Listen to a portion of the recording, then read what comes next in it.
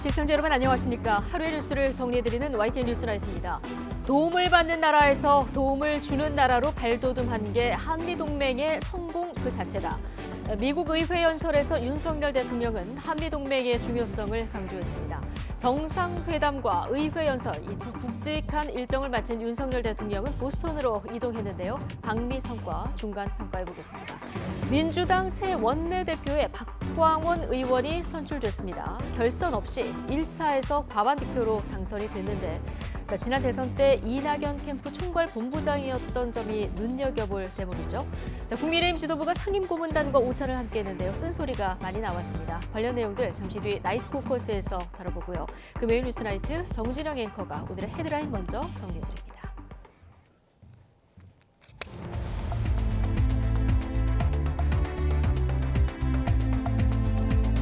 (4월 28일) 금요일 뉴스나이트 주 뉴스입니다. 윤석열 대통령이 미 의회에서 한 영어 연설에서 자유라는 단어를 46번이나 언급하며 한미동맹 70년의 의미를 강조했습니다.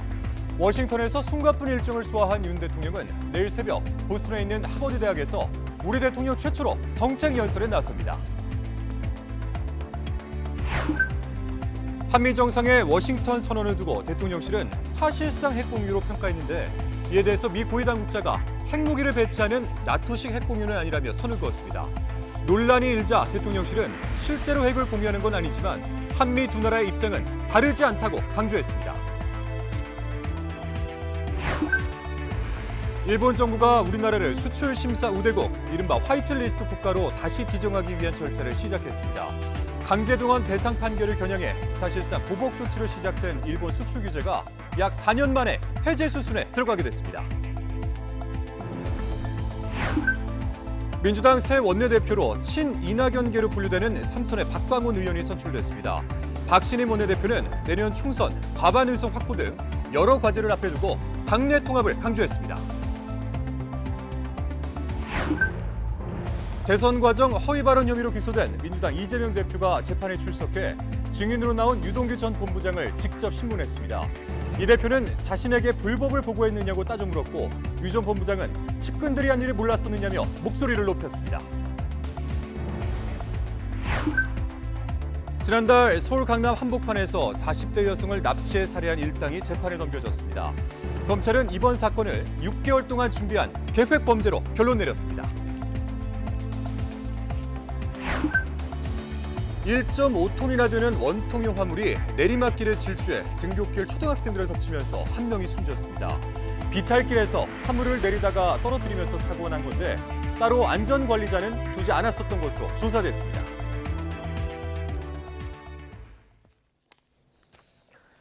미국 의회 연설과 펜타곤 브리핑 등 워싱턴에서 3박 4일 숨가쁜 일정을 소화한 윤석열 대통령이 무대를 보스턴으로 옮겼습니다. 내일 새벽에는 하버드 대학에서 우리 대통령 최초로 정책 연설에 나서는데요. 현지 취재 기자 연결해 보겠습니다. 조은지 기자. 네, 미국 보스턴입니다. 네, 보스턴에서 새로운 하루의 일정이 시작될 텐데요. 윤 대통령 오늘 어떤 일정들이 예정돼 있습니까? 네, 워싱턴에서의 3박 4일이 한미 정상회담과 의회 연설, 미군의 심장부 펜타곤 방문 등 국빈으로서 정치와 외교 안보 행보에 집중됐다면 이곳 보스턴에서는 경제와 교육 또 미래 세대의 방점이 찍혀 있습니다. 이곳 시각은 오전 8시 반을 막 넘었습니다. 윤 대통령은 방미 닷새째 제가 나와 있는 이곳 미국 최고 명문 하버드 대학교에서 자유를 향한 여정을 주제로 정책 연설에 나섭니다. 우리나라 현직 대통령으로는 처음인데요. 한국 시각으로 내일 새벽에 시작하는 이 연설 YTN에서도 생중계로 전해드릴 예정입니다. 윤 대통령은 의회 연설에서 언급했듯이 오늘날 가짜뉴스와 허위 선동이 민주주의를 위협하고 있다고 진단하고 국제사회의 연대와 법치 실현으로 이에 맞서야 한다고 강조할 예정입니다. 강연 후에는 재학생들과의 질의응답도 있습니다. 어떤 얘기가 나올지도 관심인데요. 행사 전체 분량이 1시간 정도에 이릅니다. 윤 대통령은 잠시 뒤 첫 일정으로 매사추세츠 공대 MIT를 방문해서 디지털 바이오 분야 석학들과 대화하고 MIT가 왜 어떻게 두각을 나타냈는지 그 요인도 살펴서 우리 실정에 접목할 것으로 보입니다. 보스턴은 디지털 바이오와 IT 분야 우수 인재들이 산학 공동 연구와 창업을 활발하게 하는 지역입니다. 윤 대통령은 한미 한미 클러스터 라운드 테이블 행사에서 전문가와 기업인, 학계와 투자자 등과 함께 혁신 생태계 구축을 위한 협력 방안도 논의합니다. 보스턴에서의 일정이 사실상 오늘 딱 하루뿐입니다. 굉장히 촘촘한 스케줄을 소화할 것으로 보입니다. 지금까지 보스턴에서 YTN 조은지입니다. 네, 정상회담에서 도출된 워싱턴 선언. 자, 여기서 제기된 북핵 억제 방안을 설명하는 과정에서 사실상 핵 공유라는 대통령실의 평가에 대해서 미 고위 당국자가 핵무기를 배치하는 나토식 핵 공유는 아니라고 선을 그었습니다. 한미 간에 인식차가 있는 게 아니냐 이런 논란이 일자 대통령실은 실제로 핵을 공유하는 건 아니지만 한미 입장이 다르지 않다면서 전보다 더 강화된 억제 방안임을 다시 한번 강조했습니다. 조수연 기자입니다. 한미 정상회담에서 채택된 워싱턴 선언의 핵심인 한미 핵협의그룹 NCG 창설. 이를 통해 미국의 핵 운용에 대한 정보와 실행 방안 등을 공유하며 대북 확장 억제를 강화한다는 내용입니다. 이에 대해 김태효 국가안보실 1차장은 사실상 핵 공유나 다름없다는 평가를 내놓았습니다. 한미 양국은 이번에 미국의 핵무기 운용에 대한 정보 공유와 공동 계획 메커니즘을 마련한 만큼 우리 국민들이 사실상 미국과 핵을 공유하면서 지내는 것처럼 느끼시게 될 것으로 생각합니다. 하지만 에드 케이건 백악관 국가안보회의 선임국장은 한국 정부의 정의에 대해 평가할 수는 없지만 미국 정부 정의로는 핵 공유로는 보지 않는다고 말했습니다. 그러면서 미국이 정의하는 핵 공유 개념은 핵무기 통제와 관련이 있는데 선언 내용과도 차이가 있다고 밝혔습니다. 케이건 국장은 한반도에 핵무기를 다시 들여오는 게 아니라는 점을 분명히 하고 싶다고 밝혀 미국 전술핵을 영내에 배치한 나토식 핵 공유와 차이점을 부각한 것으로 풀이됩니다. 다만 논란을 의식한 듯 선언 자체에 집중하고 싶다며 한국과 더 협의하고 더 많은 정보를 공유하며 한반도와 주변의 전략자산의 가시성을 증진하겠다는 약속이라고 강조했습니다. 이에 대해 대통령실 고위 관계자는 YTN에 한미 두 나라의 입장이 다르지 않다며 실제로 핵을 공유하는 건 아니라고 말했습니다. 앞서 김태효 안보실 1차장이 국민이 사실상 핵을 공유하는 것처럼 느끼게 될 것이라고 말했지 사실상 핵 공유라고 못 박은 게 아니라는 겁니다. 대통령실과 미국 양측 모두 핵무기를 실제 배치하진 않지만 핵미사일을 탑재한 전략 핵 잠수함을 정기적으로 전개하는 조치 등을 통해 같은 효과가 있을 것으로 보고 있습니다. YTN 조수연입니다. 일본 정부가 미국과의 핵무기 공유는 가능하지 않다며 논의할 생각이 없다고 밝혔습니다. 하야시 요시마사 일본 외무성 장관은 정례 기자회견에서 이번 한미 정상회담에서 핵전력을 포함한 확장 억제와 한미일 3국 연계 강화를 확인하면서 일본의 핵 공유에 대한 우려가 나온다는 질문에 이렇게 답했습니다. 하야시 장관은 핵 공유에 대해서 일본 정부가 견지하고 있는 비핵 3원칙과의 관계 때문에 인정될 수 없다고 말했습니다. 미 백악관 국가안보보좌관이 핵심 광물 분야 유연한 공급망 구축을 위해서 추가 인센티브 제공을 예고했습니다. 국내 자동차 업계가 받는 불이익이 완화될 수 있을지 주목됩니다. 이종수 기자입니다. 한미 두 정상은 정상회담 직후 삼성과 현대차를 비롯한 우리 기업에 타격을 줄 반도체법과 인플레이션 감축법, IRA에 대해 구체적인 해법 대신 원론적인 입장만 밝혔습니다. So I think it's a win-win. Most of the South Korean companies believe that there's somehow a U.S. effort to slow them down, prevent their growth, or anything like that. We'd like to see them grow. 전후방 효과로 나오는 다양한 넓은 이런 산업 생태계 구축에 또 많은 투자와 일자리의 기회를 가질 것입니다. 그리고 무엇보다 미래 세대에게 어떤 도전과 혁신 의지를 한미가 이와 관련해 계속 협의해 나갈 것으로 예상된 가운데 미 백악관 안보보좌관이 핵심 광물 분야의 유연한 공급망 구축을 위해 추가 인센티브 제공을 예고하고 나섰습니다. 현재의 IRA상 인센티브로는 충분하지 않다는 이유에서입니다. The IRA produces a lot of incentives to generate more, but it is insufficient. We are going to have to take further steps to try to find ways to both smooth the markets and to get more minerals onto the market. 또 미국 내 모든 공급망을 구축하려는 것이 아니라며 동맹국에 피해를 주지 않겠다는 점을 강조하기도 했습니다. 지난해 전기차 보급 확대를 위해 북미산 전기차에 보조금을 지급하는 내용을 담은 인플레이션 감축법을 시행한 미국은 지난달 세부 시행 규칙을 통해 핵심 광물 및 배터리 요건을 강화해 이를 만족하는 전기차에만 보조금을 지급하도록 하고 있습니다.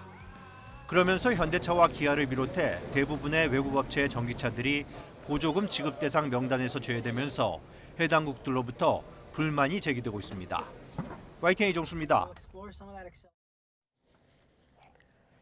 윤석열 대통령은 토니 블링컨 미국 국무장관이 주최하는 국빈 오찬에 참석했습니다. 화기애애한 분위기 가운데 윤 대통령은 한미의 미래는 더 찬란할 것이라고 강조했고 해리스 미국 부통령은 윤 대통령 리더십의 중요성을 지켜 세웠습니다. 박기환 기자의 보도입니다. 윤석열 대통령은 블링컨 미국 국무장관 주최로 열린 국빈 오찬에서도 거듭 성공적인 한미 동맹을 강조했습니다. 바이든 대통령과의 회담을 통해 양국 국민에게 실질적 혜택을 확대하는 방향으로 한미 동맹을 발전시키겠다며 그 미래는 더 찬란할 것이라고 말했습니다. 우리의 미래는 과거보다 더 찬란할 것입니다. 우리 양국은 강력한 힘에 의한 평화를 구축하고 동아시아와 세계의 평화를 촉진하는 자유의 연대를 이끌어갈 것입니다. 해리스 미국 부통령은 한미동맹이 진정한 글로벌 동맹이라며 전기차와 반도체 등에 대한 투자와 국제 질서를 옹호해준 데 대해 감사를 표했습니다. 그러면서 독재와 침략이 만연한 지금이야말로 한국을 경제적 세계적 성공으로 이끈 윤석열 대통령의 리더십과 역할이 매우 중요하다고 밝혔습니다. This is a decisive moment in our world's history. A critical moment.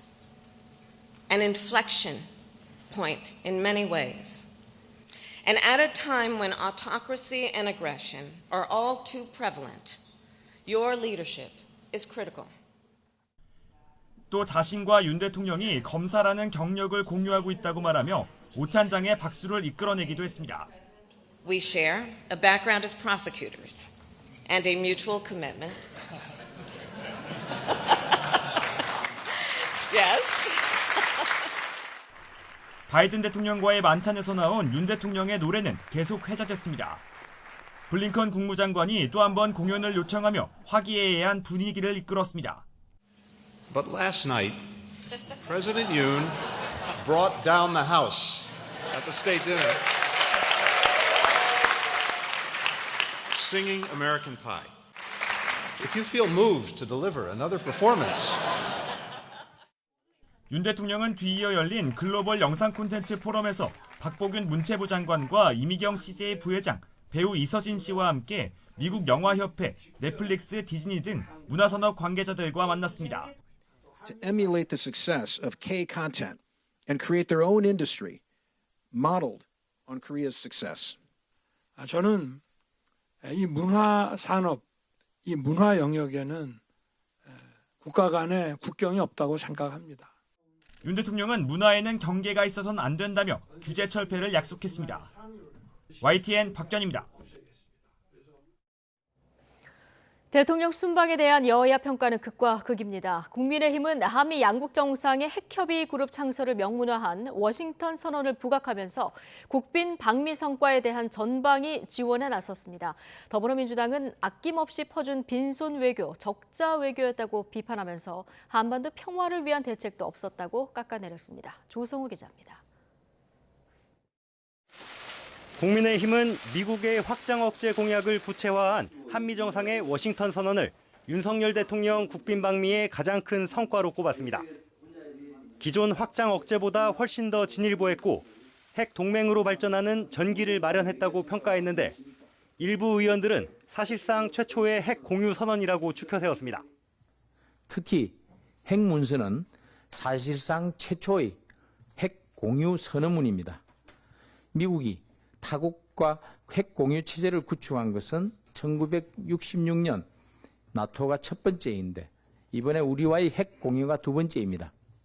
당 차원에서도 북한의 핵 위협 속에서 한미 간 핵 공유 체제를 구축한 역사적 진전이라고 논평했고 미국이 핵까지 공유해서 뉴욕의 안전을 위해 서울을 희생시키지 않겠다는 제2의 한미 상호 방위 조약이란 반응도 나왔습니다.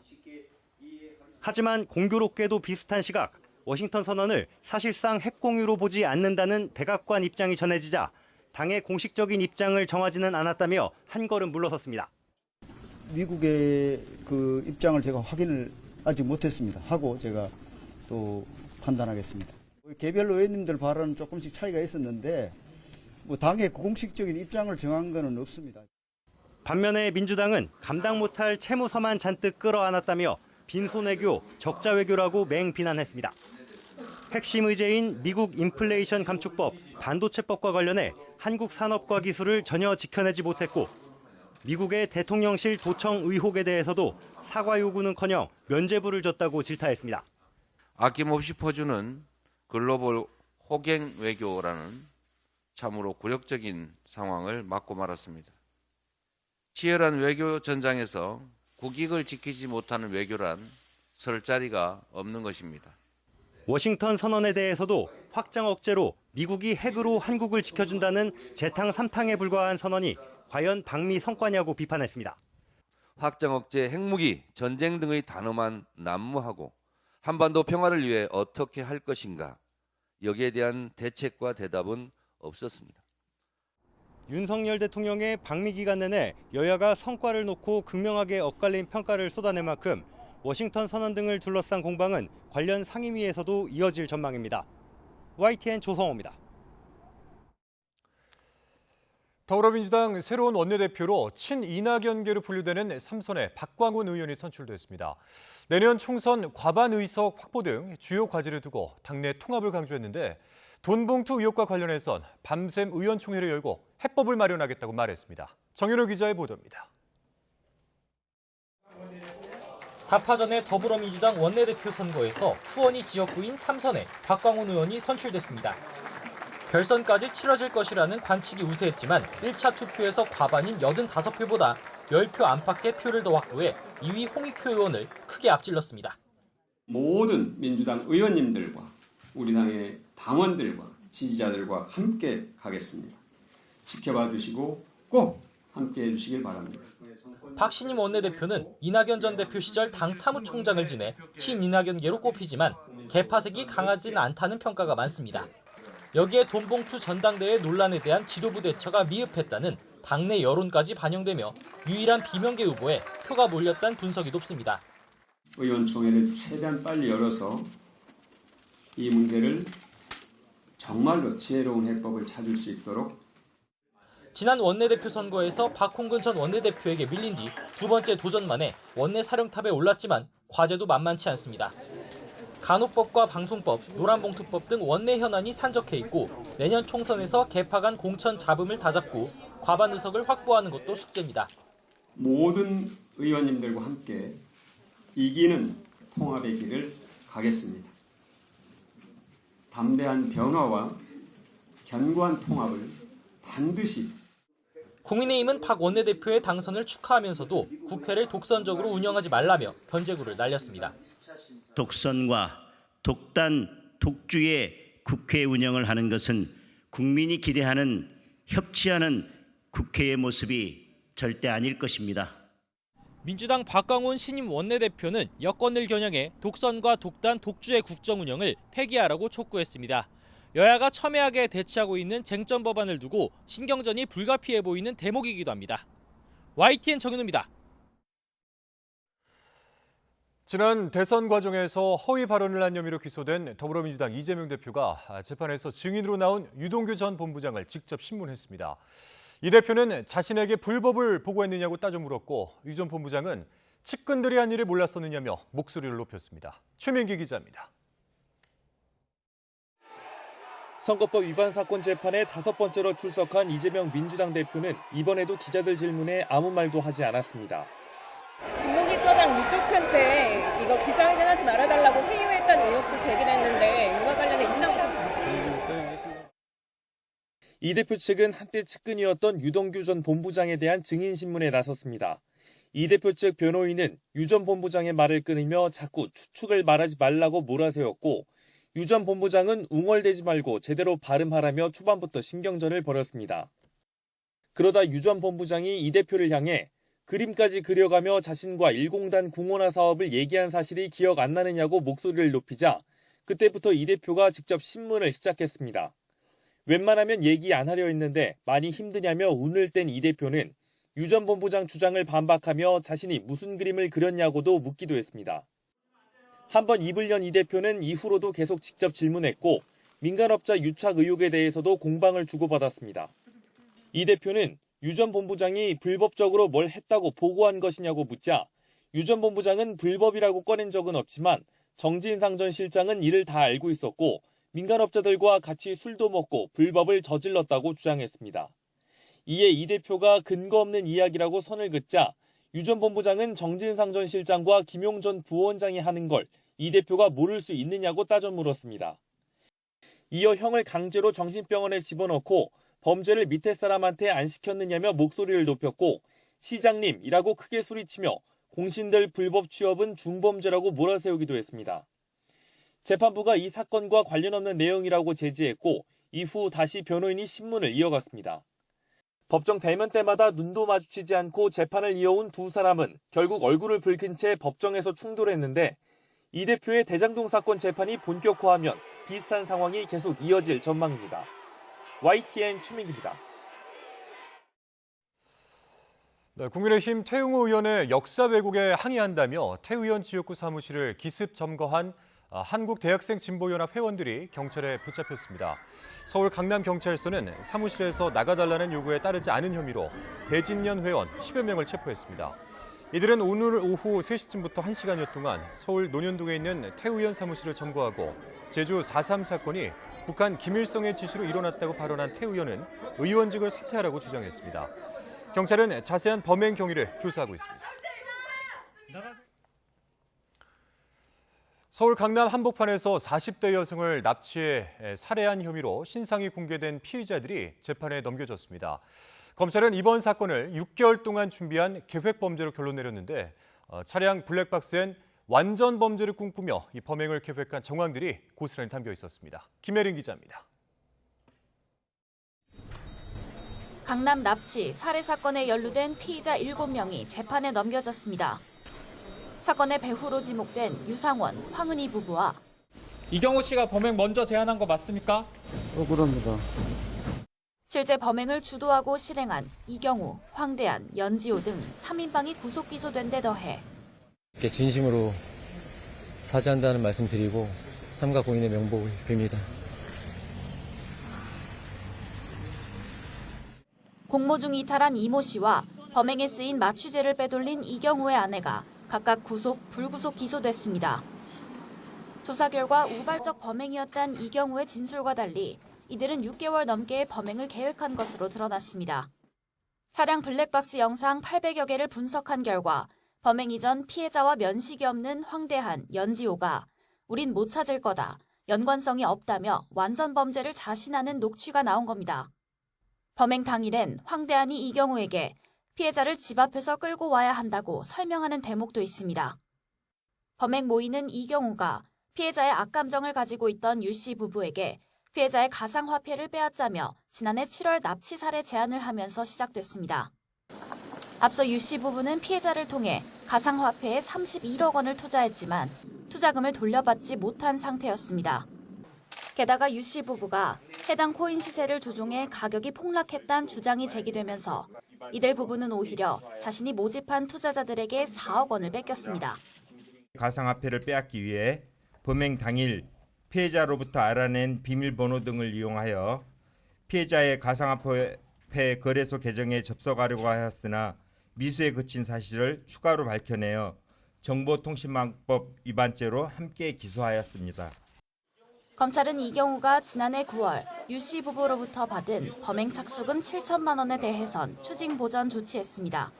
검찰 관계자는 유 씨 부부가 코인 시세 조종 의혹으로 투자자들에게서 고소당한 사건도 경찰에서 넘겨받는 대로 면밀히 검토할 예정이라고 밝혔습니다.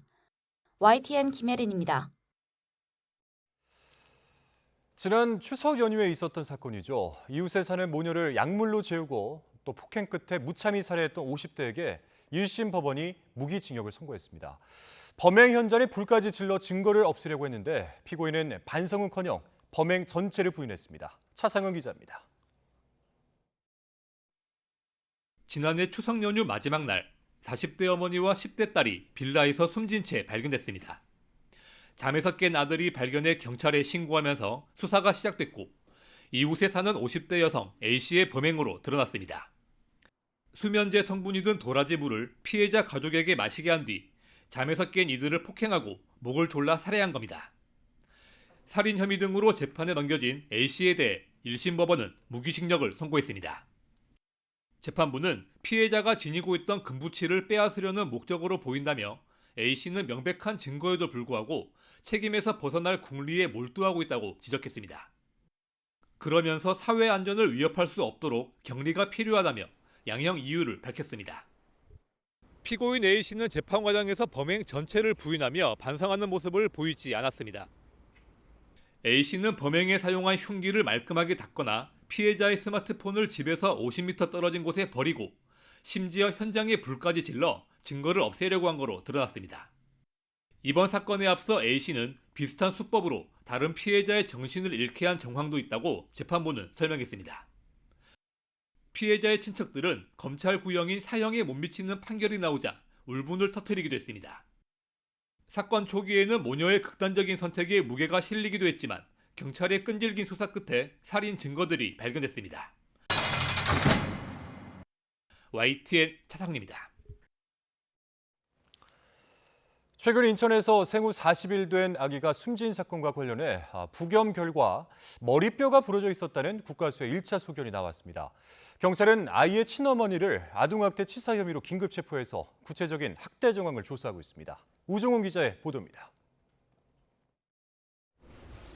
지난 26일 40일 된 갓난 아기가 숨을 쉬지 않는다는 신고가 접수된 인천 서구의 한 아파트. 신고를 받은 소방이 출동했을 때 이미 숨을 쉬지 않던 아기는 곧바로 병원으로 옮겨졌지만 1시간여 만에 숨을 거뒀습니다. 당시 경찰은 별다른 외상을 발견하진 못했습니다. 저희 아파트 단지에서 이렇게 나오는 거예요. 두 대가 구급차가 사이렌 울리면서 그래가지고 그것 때문에 이제 이렇게 상황이 안 좋았구나라는 그런 걸 느꼈거든요. 하지만 이틀 만에 나온 국립과학수사연구원의 부검 소견은 달랐습니다. 오른쪽 귀와 위쪽 머리뼈가 부러졌고 출혈이 생기며 숨진 것으로 보인다는 1차 의견을 경찰에 전한 겁니다. 경찰은 국과수 소견을 토대로 학대 정황이 큰 것으로 의심하고 있습니다. 중증 지적장애가 있는 24살 친어머니 A씨는 경찰 조사에서 며칠 전 아이를 바닥에 떨어뜨린 적이 있다고 진술했습니다. 친아버지는 아이를 방치한 사실이 없다고 주장하는데 부모의 지인과 일부 주민들도 학대 정황을 보지 못했다는 입장입니다. 너무 안타까워요. 그냥 아이를 굉장히 예뻐하고 이런 모습을 보다가 누군가 하고 봤더니 그 집이라서 그런 일이 있을 거라고 생각도 못했죠. 하지만 경찰은 아이가 부모의 학대 외에는 달리 외상을 입을 가능성이 적다고 보고 있습니다. 생후 40일로 홀로 움직일 수 있는 연령이 아니고 실수로 아이를 떨어뜨렸더라도 그대로 방치했다면 아동학대에 해당된다는 겁니다. 경찰은 아동학대 치사 혐의로 A씨를 긴급 체포하고 남편도 학대 정황을 알고 있었는지 조사할 방침입니다. YTN 우종훈입니다.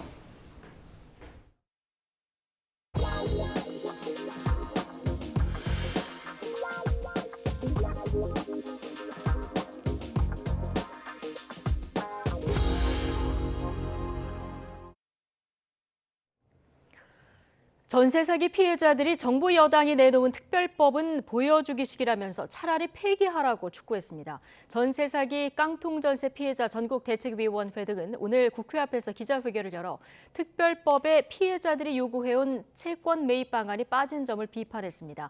또 특별법이 피해자 범위를 너무 좁거나 모호하게 규정해 피해자들을 지원하기 위한 법이 아니라 피해자를 골라내거나 갈라친다고 규탄했습니다.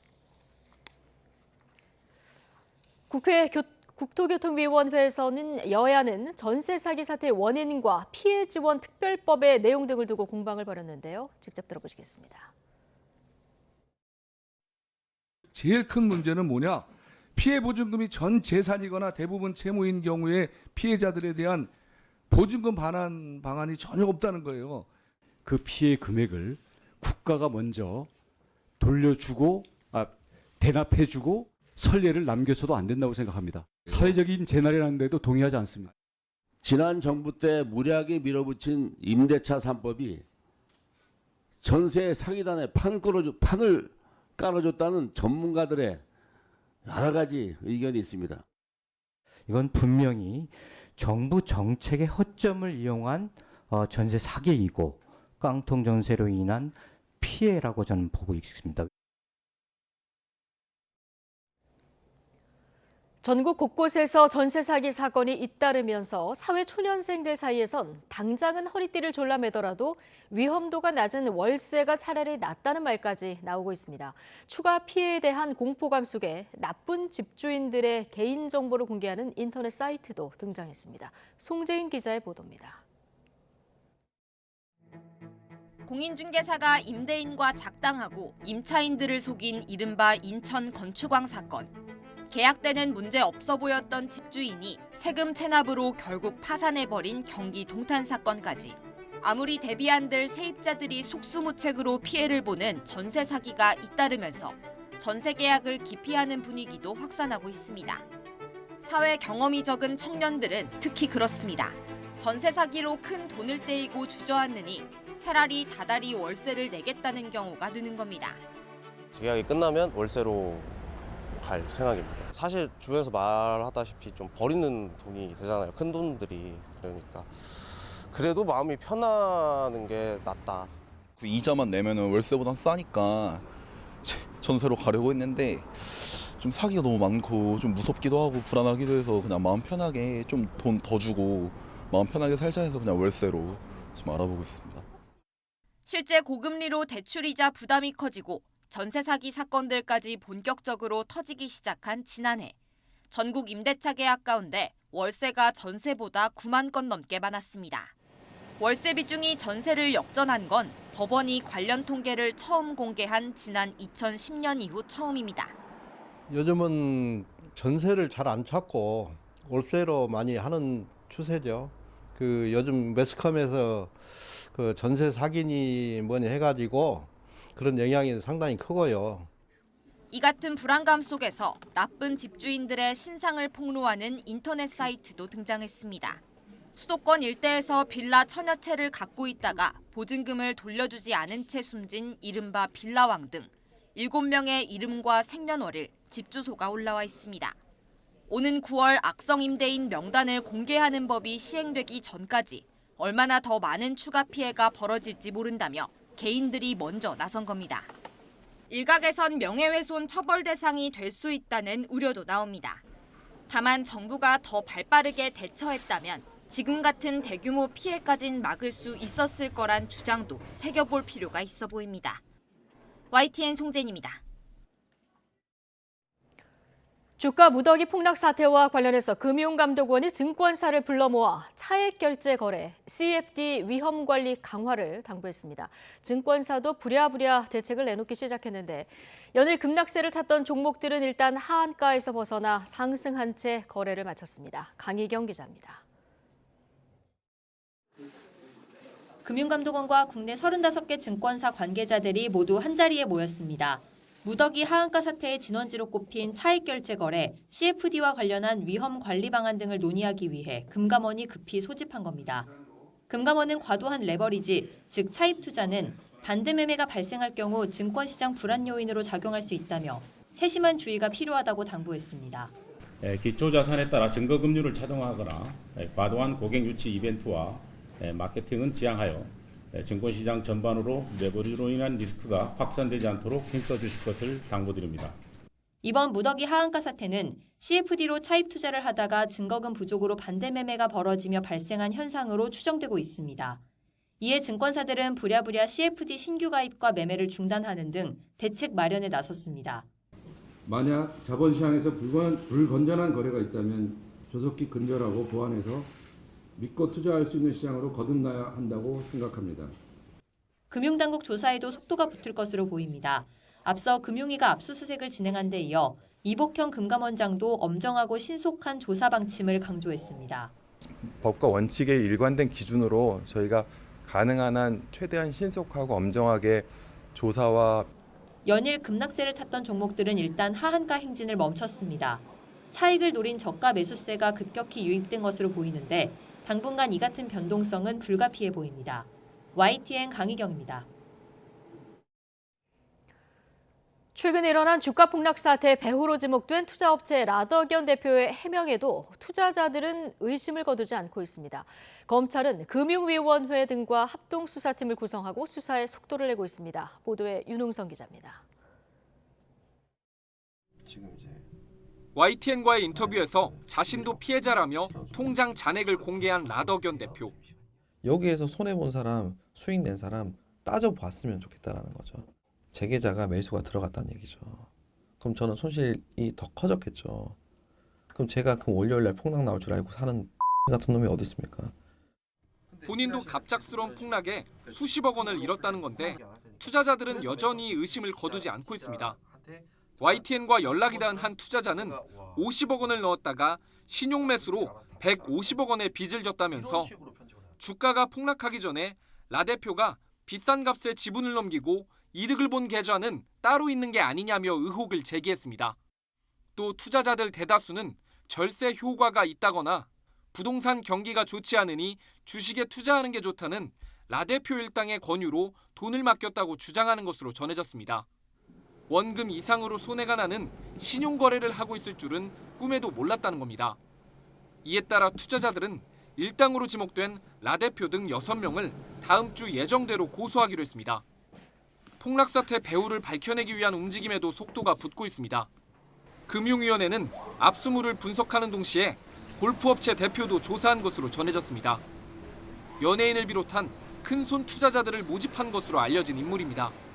검찰도 금융위원회, 금융감독원과 함께 합동수사팀을 구성해 신속하게 수사를 진행하겠다고 밝혔습니다. YTN 윤웅성입니다. 마약 중독을 끊기 위해 자진해서 재활센터에 입소해 중독 치료를 받는 20대 청년들이 있습니다. 이들은 마약을 손쉽게 구할 수 있어 유혹에 빠지기도 쉬운데 중독 치료를 받으려 해도 여건이 마땅치 않았다고 입을 모았습니다. 김태원 기자가 보도합니다. 최근 마약을 접하는 젊은 층이 가파르게 늘고 있습니다. 실제로 지난 5년 동안 경찰에 붙잡힌 마약류 사범은 53% 정도 늘었는데 이 가운데 10대와 20대는 모두 3배 넘게 뛰었습니다. 이들이 어떻게 마약을 접하게 됐는지 그리고 끊어내기 어려운 이유가 무엇인지 20대 중독 치료자들을 만나 이야기를 들어보겠습니다. 경기도에 있는 한 약물 중독 재활센터. 중독자 15명이 1년 가까이 함께 살며 심리상담 등을 통해 마약 중독을 치료받는데 절반이 넘는 8명이 20대 청년들입니다. 처음 마약에 손을 댄 건 친구의 권유, 그리고 쾌락에 대한 호기심 때문이었습니다. 그러나 한번 시작하고 나자 도저히 멈출 수가 없었습니다. 처음에는 좀 막 기분도 이상하고 좀 무섭고 이런 기분이 들었었는데 근데 그것도 2번, 3번 하게 되다 보니까 그걸 즐기게 되고 익숙해지게 되고 도저히 절제가 안 되는 거예요. 지난해 여름 처음 마약에 손을 대고 1년도 채 되지 않아 모아둔 돈과 직장, 가족과의 믿음까지 잃었습니다. 이제 안 걸리고 하면 되지 않을까라는 생각이 더 강했던 것 같아요. 막상 딱 보니까 저는 직장에서 잘려 있었고 모아뒀던 돈도 없고 빚만 생기고 그리고 저희 가족들도 저를 되게 무서워하고. 그런데 중고물품 거래하듯 쉽게 마약을 구할 수 있어서 유혹을 뿌리치기란 너무나 어려웠습니다. 내가 필요한 물건 사는 중고로 판매글이 올라오면 그냥 사는 거 마냥 그 정도로 그냥 쉬운 것 같아요. 보면은 텔레그램 어플로 그냥 약 구한다 하면은 그냥 솔직히 바로 구할 수도 있을 것 같고. 마약을 끊기로 마음을 먹었어도 이번엔 제대로 된 치료에 돌입하는 게 쉽지 않았습니다. 입원 치료가 필요한 상황인데도 중독 치료 전문 병원에 들어가려면 한 달 이상 기다려야 했습니다. 예약을 해서 상담을 갔었는데 거기는 너무 중독 전문이 아니니까는 그냥 약만 처방을 해주더라고요. 그냥 수면제나 이런 거. 별 다른 도움을 못 받아서. 지난해 마약류 투약 혐의로 9천여 명이 검거된 가운데 전문 의료기관에서 치료받은 중독자는 721명에 불과합니다. 또 실질적으로 운영되는 중독치료 전문 병원은 전국에 단 2곳뿐입니다.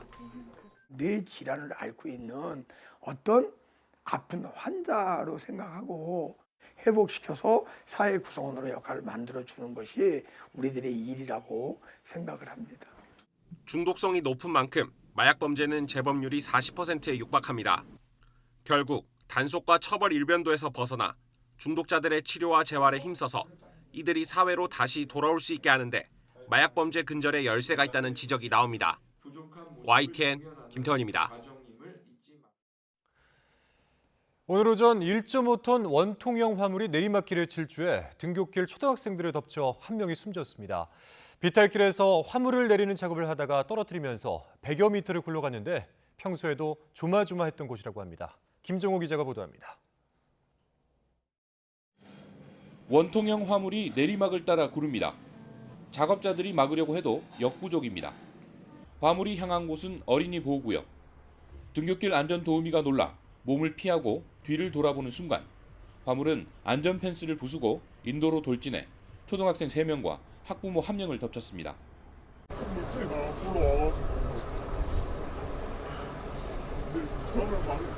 순간적으로 애들 앞에 보이고 제 딸이 소리가 막 운다고 수건 막았는데 여기 치고 이제 굴러가면서 화물은 맞은편으로 다시 굴러 역시 안전 펜스를 부순 뒤 벽에서 멈췄습니다.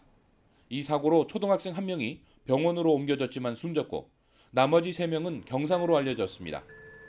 애초 화물이 있던 위치입니다. 여기서부터 내리막을 따라 100m 이상을 굴러가면서 속도가 크게 붙었습니다.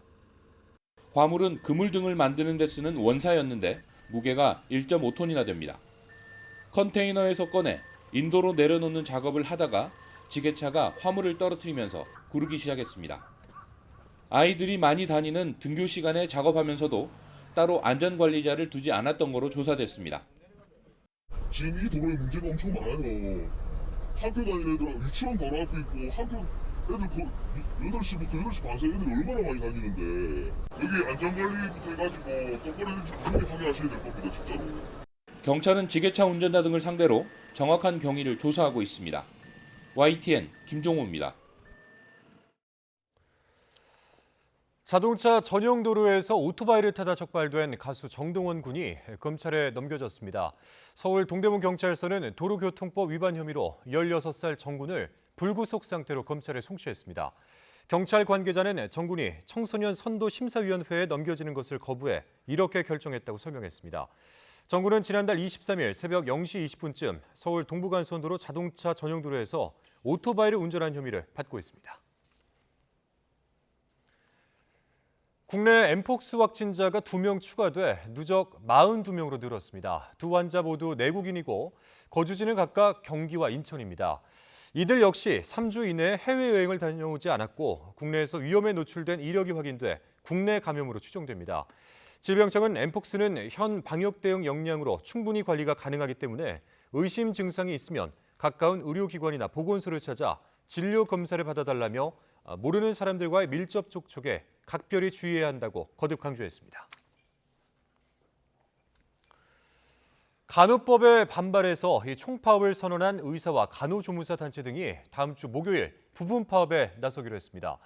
정부는 재난위기 경보를 내리고 대응에 나섰는데 윤 대통령의 거부권 행사 여부에 따라 실제 총파업으로 이어질지가 결정될 것으로 보입니다. 신윤정 기자입니다.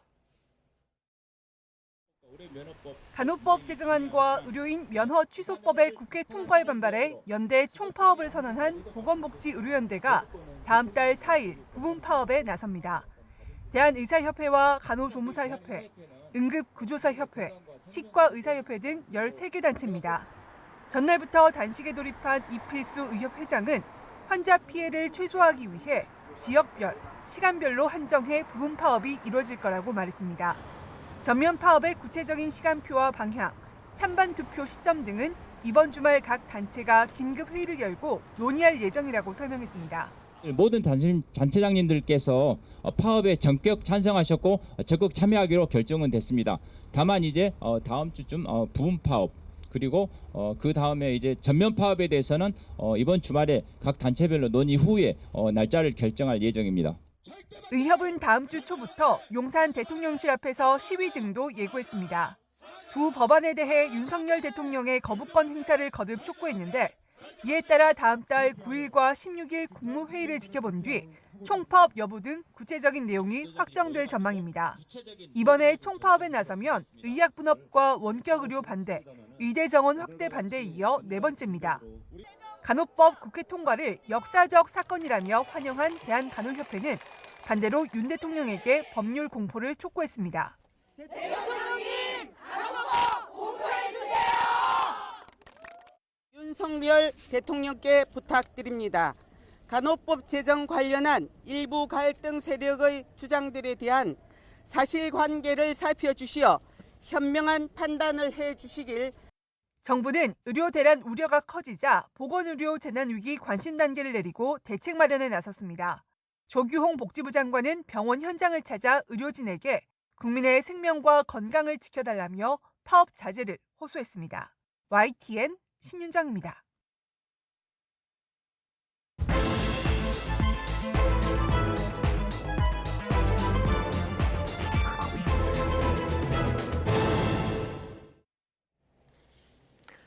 네, 오늘의 정치권 관심 뉴스들 진단해보는 나이트 포커스 정호김, 신경민 전직 의원 두 분 모셨습니다. 어서 오십시오. 안녕하세요. 예, 안녕하십니까. 자, 윤석열 대통령 한미동맹 70주년에 맞춰서 이뤄진 국빈 방미 기간에 정상회담과 미 의회 연설 등 굵직한 일정을 소화했습니다. 오늘 새벽에 있었던 미 상하원 합동연설에서는 자유와 미래 또 한미동맹을 강조했는데요. 약 44분 정도 진행이 됐는데요. 영어 연설의 한 장면 보고 오시겠습니다. Korea is the only nation in modern history to become a donor. This itself demonstrates the success of our alliance.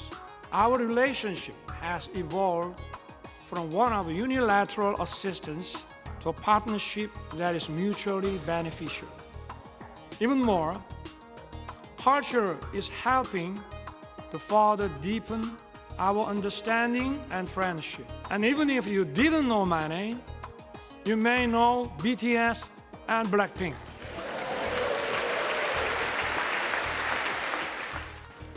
BTS beat me to the White House, but I beat them to Capitol Hill. 네, 마지막에 들으셨던 BTS 블랙핑크 이 부분은 애드립이었다고 이렇게 전해지고 있는데 어쨌든 장내 웃음도 유발하고 이런 여유 있는 모습을 좀 보였습니다. 자, 44분 연설이 진행되는데요. 이거 말고도 내용이 굉장히 많았는데 정호김 의원께서는 어떤 부분이 가장 귀에 들어오셨습니까?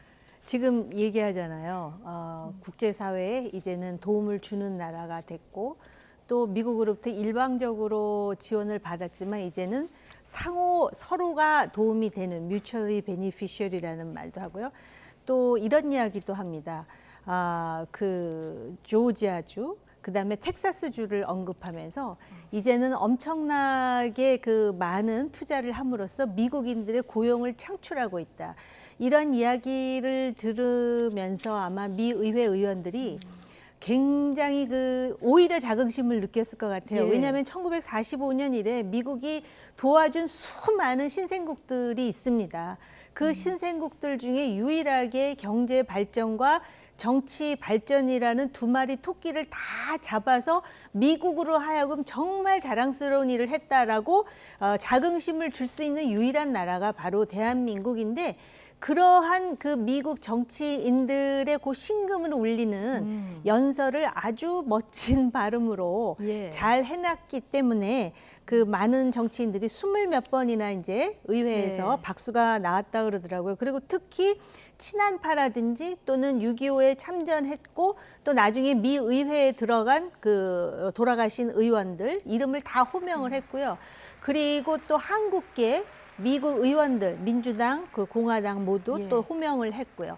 그리고 그 한국에서 6.25 때 전사하신 분의 또 손녀딸을 호명해서 기립시키고 이러한 것들이 그 미국 의원들에게 상당히 깊은 인상을 주었던 것 같습니다. 그리고 자유를 또 굉장히 많이 얘기했는데 그동안 연설에서 자유를 수없이 언급했지만 이 미국인들에게 있어서 자유라는 것은 그 어떤 나라 사람들이 가지고 있는 자유라는 개념보다도 훨씬 깊이 있는 그 자유라는 개념이 있는데 그런 부분에서 정말 그 미국 사람들의 호응을 얻은 것 아닌가 이런 생각이 들었습니다. 46번이나 언급했다 이렇게 전해지고 네. 있는데 지금 말씀하신 대로 우리 기업이 진출해 있는 주를 언급한다던가 아니면 뭐 정말 우리 한인 그 2세 의원들을 일일이 호명하면서 눈을 맞춘다던가 이렇게 굉장히 세밀하게 준비한 모습도 좀 보였는데 신경민 전 의원께서는 어떻게 보셨어요? 네, 원고가 상당히 꼼꼼하게 잘 준비가 된 건 뭐 예. 분명해요. 특히 엔터테인먼트, 연예인이나 또 영화, 미국인에게 매우 친숙한 영화를 언급한 부분은 아마 친밀도를 높이는데 그 어떤 그 장치로서 굉장히 잘된 장치고요.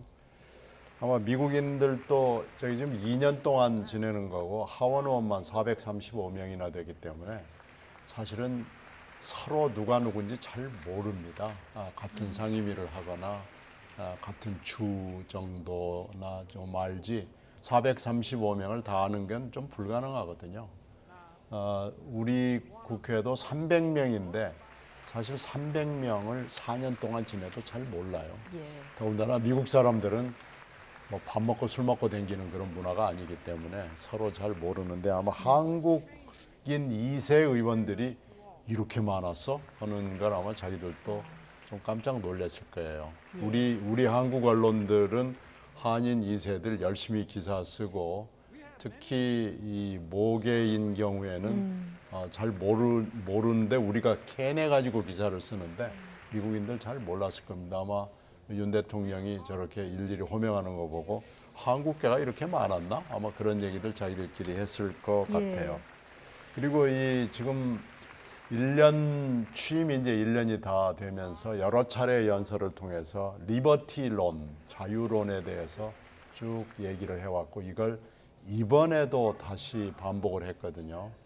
그런데 이 리버티론이 어필을 하는 측면도 있지만 프리덤하고 같이 좀 이렇게 연계를 해서 두 개를 같이 강조를 했으면 좋았을 텐데 계속 윤 대통령은 리버티만 계속 외칩니다. 그래서 아마 그걸 미국에서 듣는 사람들은 리버티에 좀 경도가 돼 있구나 하는 지적을 아마 반드시 받았을 겁니다. 예. 자, 그리고 국빈만찬장에서 노래를 불러서 상당히 그 관심을 모았는데요. 이게 좀 미국 정서에 호소를 할 수 있는 그런 노래였기 때문에 더 화제가 된 것 같아요. 네, 그렇습니다. 특히 그 노래를 부른 던 맥클린이라는 분이 1945년생인데 아마 국빈만찬에 젊은 사람들도 초대를 받았겠지만 대체로 그 연배에 있는 사람들이 많기 때문에 노래로 하나가 되지 않았을까. 그리고 요새는 또 유튜브라는 그 편리한 채널이 있어서 대통령의 노래하는 모습이 전 세계로 퍼져나가는 그런 효과까지 있었습니다. 노래가 왜 중요하냐면요. 저렇게 하면서 뭐 프렌드라고 그러고 굉장히 친해지잖아요. 그러면은 이제 저러한 어떤 그 친근감을 계기로 해갖고 한미 간에 얼마나 지금 그 얘기해야 될 쟁점들이 많습니까? 그런 것들을 부드럽게 풀어나가는 데 있어서 굉장히 좋은, 그래서 한국식의 대통령의 소프트 파워를 발휘했다라고 저는 개인적으로 생각하고요. 사실 일본이 이걸 잘했었어요. 그래서 이미 고인이 된 아베 신조가 아주 오래전에 총리를 잠깐 하고 그 다음에 이제 길게 했었는데 그때 부시 대통령한테 부시가 아끼는 애견을 위한 이불을 선물하면서 그 이불에다가 그 애견의 이름을 수를 놓고 그렇게 곰살을 곰살을 떨면서 외교를 하거든요. 그리고 이명박 대통령의 경우도 예를 든다면은 자원 강국들 그러한 그 권력자들하고 나름대로 개인적인 친분 관계를 이용해서 우리 국익을 그 고양시키는데 도움을 받는다든지 또 중국의 후진타오와도 그렇고요. 그래서 이건 굉장히 중요해요. 특히 마쿠의 물 밑에서 뭔가 문제를 풀어나가는데 그래서 그런 거는 우리가 긍정적으로 봐야 된다라고 생각이 듭니다. 이런 친밀도를 높이는 데는 굉장히 긍정적인 역할을 했을 것이다 이렇게 평가해 주셨는데 신경민 전 의원께서도 아메리칸 파이 이 노래 좋아하십니까? 이 노래는요. 네.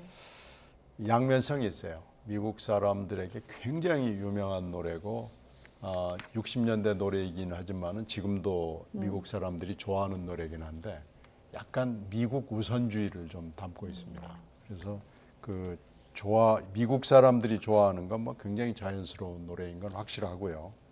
근데 미국 사람들은 또 하나 특징이 가수나 뭐 노래를 직업으로 하지 않는 한 남들 앞에서 마이크 잡고 노래하는 걸 굉장히 부끄러워하거든요. 예. 그런데 이제 한국 대통령은 한국 사람이니까 이 마이크 잡고 노래하는 거에 대해서 그렇게 미국 사람들처럼 이렇게 부끄러움은 갖고 있지 않으니까 이제 이렇게 노래를 할 수 있었던 거니까요. 아마 한국의 특징을 보여준 거였고, 특히 아마 의전적으로 미리 이게 섭외가 된 것 같은데, 예. 딱 돈 맥클린의 자필 서명이 있는 기타를 가지고 있다 탁 넘겨주잖아요. 예. 이게 즉흥적인 것 같지만 다 사전에 세밀하게 준비가 된.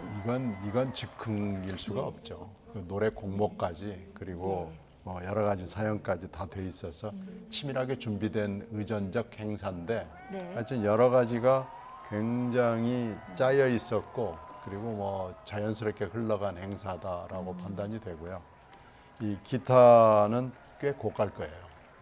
그렇겠죠. 네, 친필 그래서 사인도 이걸 딱 주는 거 보고 이거 미국 사람들도 그렇고 우리나라 의전도 그렇고 굉장히 준비를 많이 했고 꽤 여러 가지 장치가 숨어 있는 그런 행사였다 생각이 듭니다. 네. 바이든 대통령이 트위터에 영상을 올리기도 해서 굉장히 화제가 돼서 한번 저희가 다뤄봤고요. 자, 중요한 건 이제 경제 안보 관련한 우리의 성과 좀 짚어볼 텐데요. 특히 이번에 확장 억제를 강화하는데 어떻게 강화되느냐 굉장히 관심이었고 워싱턴 선언이라는 것이 이제 채택되지 않았습니까?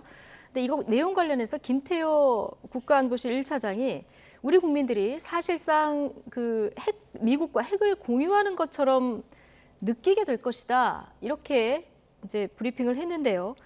미국의 입장은 조금 다르게 나왔어요. 네. 근데 제가 생각할 때는 조태용 실장도 좀 수행하고 있거든요. 그 프라미스 작전이 성공적으로 끝난 다음에 지금 미국에 있는 것으로 알고 있는데 이걸 국가안보실 1차장이 이제 브리핑을 하면서 뭐라 그러냐면은 우리 국민께서 사실상 미국과 핵을 공유하는 것처럼 느끼게 할 것이라 그랬어요. 그러니까는 핵 공유가 아닌 거예요. 그러다 보니까 이제 백악관 선임 국장이 우리는 이것을 사실상의 핵 공유로 보지 않는다 그랬잖아요. 왜냐하면 한반도에 핵이 없지 않습니까? 그리고 지금 핵을 다시 반입하겠다고 미국이 공언하지도 않고요. 핵 공유도 아니다. 그리고 대한민국은 NPT 회원국으로서 그 의무를 준수할 것이다라는 것이 지금 워싱턴 선언에 있다라는 것은 미국이 한국과 함께 양자로 핵 협의 그룹이라는 것을 가동하면서도 이 한반도에 핵이 다시 재도입되는 것과 같은 불필요한 인상을 주는 것에 대해서 매우 조심스럽다는 것을 우리가 확인할 수 있고요. 또 이 문제와 관련해서 사전에 중국과도 소통했다라는 거 아닙니까? 우리는 상식적으로 그냥 미국이 중국하고 굉장히 사이가 안 좋은가 보다라고 생각하지만 국제 정치는 그렇게 단순하게 돌아가지 않는다는 것을 다시 한번 확인하는 차원이고요. 그렇기 때문에 이 NCG는 미국의 확장 억제와 관련해 가지고 한국에게 정보를 좀 더 깊이 공유한다든지 아니면은 기획하고 실행에 있어서 긴밀히 협의하겠다라는 것을 천명한다는 차원에서 진일보한 것이다. 그런다 이것을 나토의 핵 공유와 비유하는 것은 이제 정치권에서는 그렇게 말할 수 있지만은 실질적으로 나토의 핵 공유와는 다르다 하는 것을 우리가 인식하는 것이 맞을 것 같습니다. 나토에는 전략 핵이 이제 배치가 됐기 때문에 출발선 자체가 이제 다른 이런 상황인데 어쨌든 이후에 대통령실은 이게 사실상 핵 공유란 표현은 수사적인 표현이다 이런 그 반응도 나왔거든요. 근데 외교적 결과물에 대해서 수사적 표현을 쓴다는 것은 이렇게 좀 약간 뒤에 혼선을 부를 수 있는 이런 가능성도 있어 보이는데요. 지금 김태호 차장이 좀 과욕이 빚은 사고죠. 이렇게 얘기할 수 없는 건데 핵 공유처럼 느끼게 하겠다라는 핵 공유라는 굉장히 민감한 단어를 어떻게 보면 과장하고 선전하고 홍보를 하기 위해서 이걸 쓴 건데요. 이 말을 조심해야 됩니다. 근데 지금 김태호 차장이 본인의 업적으로 아마 이걸 하기 위해서 굉장히 노력을 하는 것 같은데요. 나토의 그 핵 플래닝 그룹, 기획 그룹처럼 할 수는 없는 거죠. 다만 이게 양자 간에 두 나라 사이에 있었던 건 최초다 그러는데 지금 동북아 정세가 다자간에 할 수 있는 사정이 아니고 그리고 이 국내에서 점증하고 있는 불안감 또 핵 무장론 뭐 이런 걸 잠재우기 위해서는 지금 이런 정도의 핵 협의 그룹이라는 컨설테이션이라는 이런 표현을 쓸 수밖에 없고 그것은 분명히 핵 공유의 근처에도 못 가는 거죠. 갈 수가 없는 겁니다. 근데 그걸 지금 김태호 차장이 좀 오버한 거예요. 이건 이렇게 브리핑을 하면 안 되고요. 그러니까 미국 쪽에서 바로 받아치는 거 아니겠어요? 그러니까 말을 느끼게 한 것이어서 나는 말을 정확하게 했다고 그러지 말고 이제 더 이상 이거 가지고 논란을 하지 말고요. 현실은 현실이거든요. 핵 협의 그룹과 핵 플래닝 그룹하고는 엄연히 다른 거고요. 핵 공유 근처에도 못 갔습니다. 네. 그건 뭐 분명하게 얘기해야 됩니다. 예. 미국은 뭐 한반도에서 핵 무장화를 한다는 것 자체에 대해서 굉장히 부정적이기 때문에 이렇게 아마 더 분명하게 선을 긋는 이런 반응이 나오지 않았나 싶기도 하고요. 자, 한미 정상회담 성과를 두고 여야 평가는 예상했던 대로 극과 극입니다. 자, 야당에서는 아낌없이 퍼준 적자 외교다 이런 평가도 나왔는데 특히 인플레이션 감축법 그리고 반도체법 때문에 우리 기업이 입는 손해에 대해서 어떤 성과를 가져올까 관심이었는데 뚜렷한 해법을 좀 찾지 못했다 이런 지적도 있습니다. 그 부분이 사실은 워싱턴 선언의 내용을 보더라도 한미 정상회담에서 경제 분야와 관련해 가지고선 디테일하게 알려져 있는 것은 별로 없습니다. 단지 이제 회담이 끝나고 지금 정부 측의 입장은 실제로 그 IRA와 관련해 가지고선 예를 든다면은 그 전기 자동차에 들어가는 여러 가지 광물과 관련해 가지고 미국이 그것에 대해서 좀 유연한 입장을 취하겠다라든지 또 동맹국과 관련해서 어려움을 해소할 수 있는 방법을 계속해서 협의해 나가겠다 이런 입장인데요. 그런 점이 솔직히 아쉽습니다. 그리고 앞으로도 해결해야 될 문제고 그렇기 때문에 제가 바이든 대통령과 윤석열 대통령 간의 끈끈한 사적 친밀 관계가 만들어진 것이 참 다행이다라고 제가 그래서 말씀을 드린 건데요. 그래서 이제 야당은 아낌없이 퍼준 적자 외교다라고 비판을 하는 것인데 이런 부분을 이제 윤석열 정부가 미국과 협상할 때 적극적으로 이제 레버리지로 좀 활용했으면 좋겠습니다. 당신도 알다시피 우리나라는 민주 국가인데 이 한미 관계, 특히 경제 관계와 관련해서 야당이 이렇게 비판을 하게 되면은 한미 간의 다른 협력도 추진하기 어려우니 이런 부분에 있어서 한국의 입장을 적극 반영하라 이렇게 지렛대로 활용하면 좋을 것 같은데 제가 단지 꼭 지적하고 싶은 거는 야당의 대표인 이재명 대표가 이거를 글로벌 호갱 외교라는 아주 과한 표현을 쓰는데요.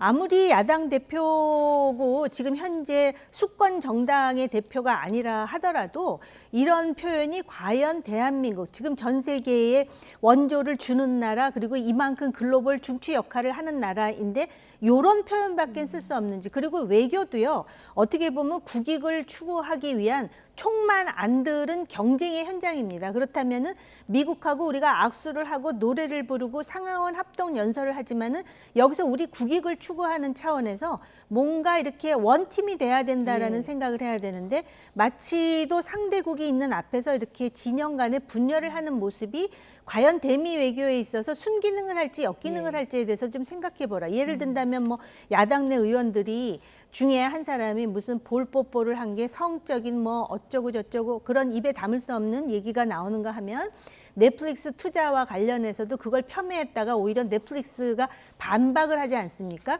이런 민망한 상황은 한국의 이미지라는 차원에서도 그렇고 대미 외교에 있어서는 여야가 없다라는 걸 오히려 야당이 좀 큰 그릇으로 보여줬으면 어떨까 하는 아쉬움이 진하게 나옵니다. 야당에서 비판이 나오는 것을 지렛대로 삼아서 좀 앞으로 외교를 펼쳐나가는 것도 중요하지만 야당에 지금 나오는 반응들이 다소 과한 측면이 있다는 지적이신데 어떻게 보십니까? 글쎄 뭐 호구, 호갱이라는 표현은 좀 지나친 면이 저는 있다고 봐요. 그러나 뭐 지적은 분명히 해야 되는 게요. 지금 전기차 부분은 뭐 어쩔 수 없다고 생각이 됩니다. 지금 우리나라만 전기차 부분에 있어서 특혜를 달라고 얘기하기가 매우 어렵고요. 이게 법으로 지금 미국 안에서 팔리는 대단히 많은 나라에서 오는 전기차를 다 똑같이 대우해 줄 수는 없다는 사정은 이해를 하겠어요. 그러나 이건 여지는 좀 만들어 놔야 되는 거죠. 1년 후에는 물론 이제 현지 생산이 되기 때문에 가능합니다. 지금 현재 법에 적용을 받으니까요.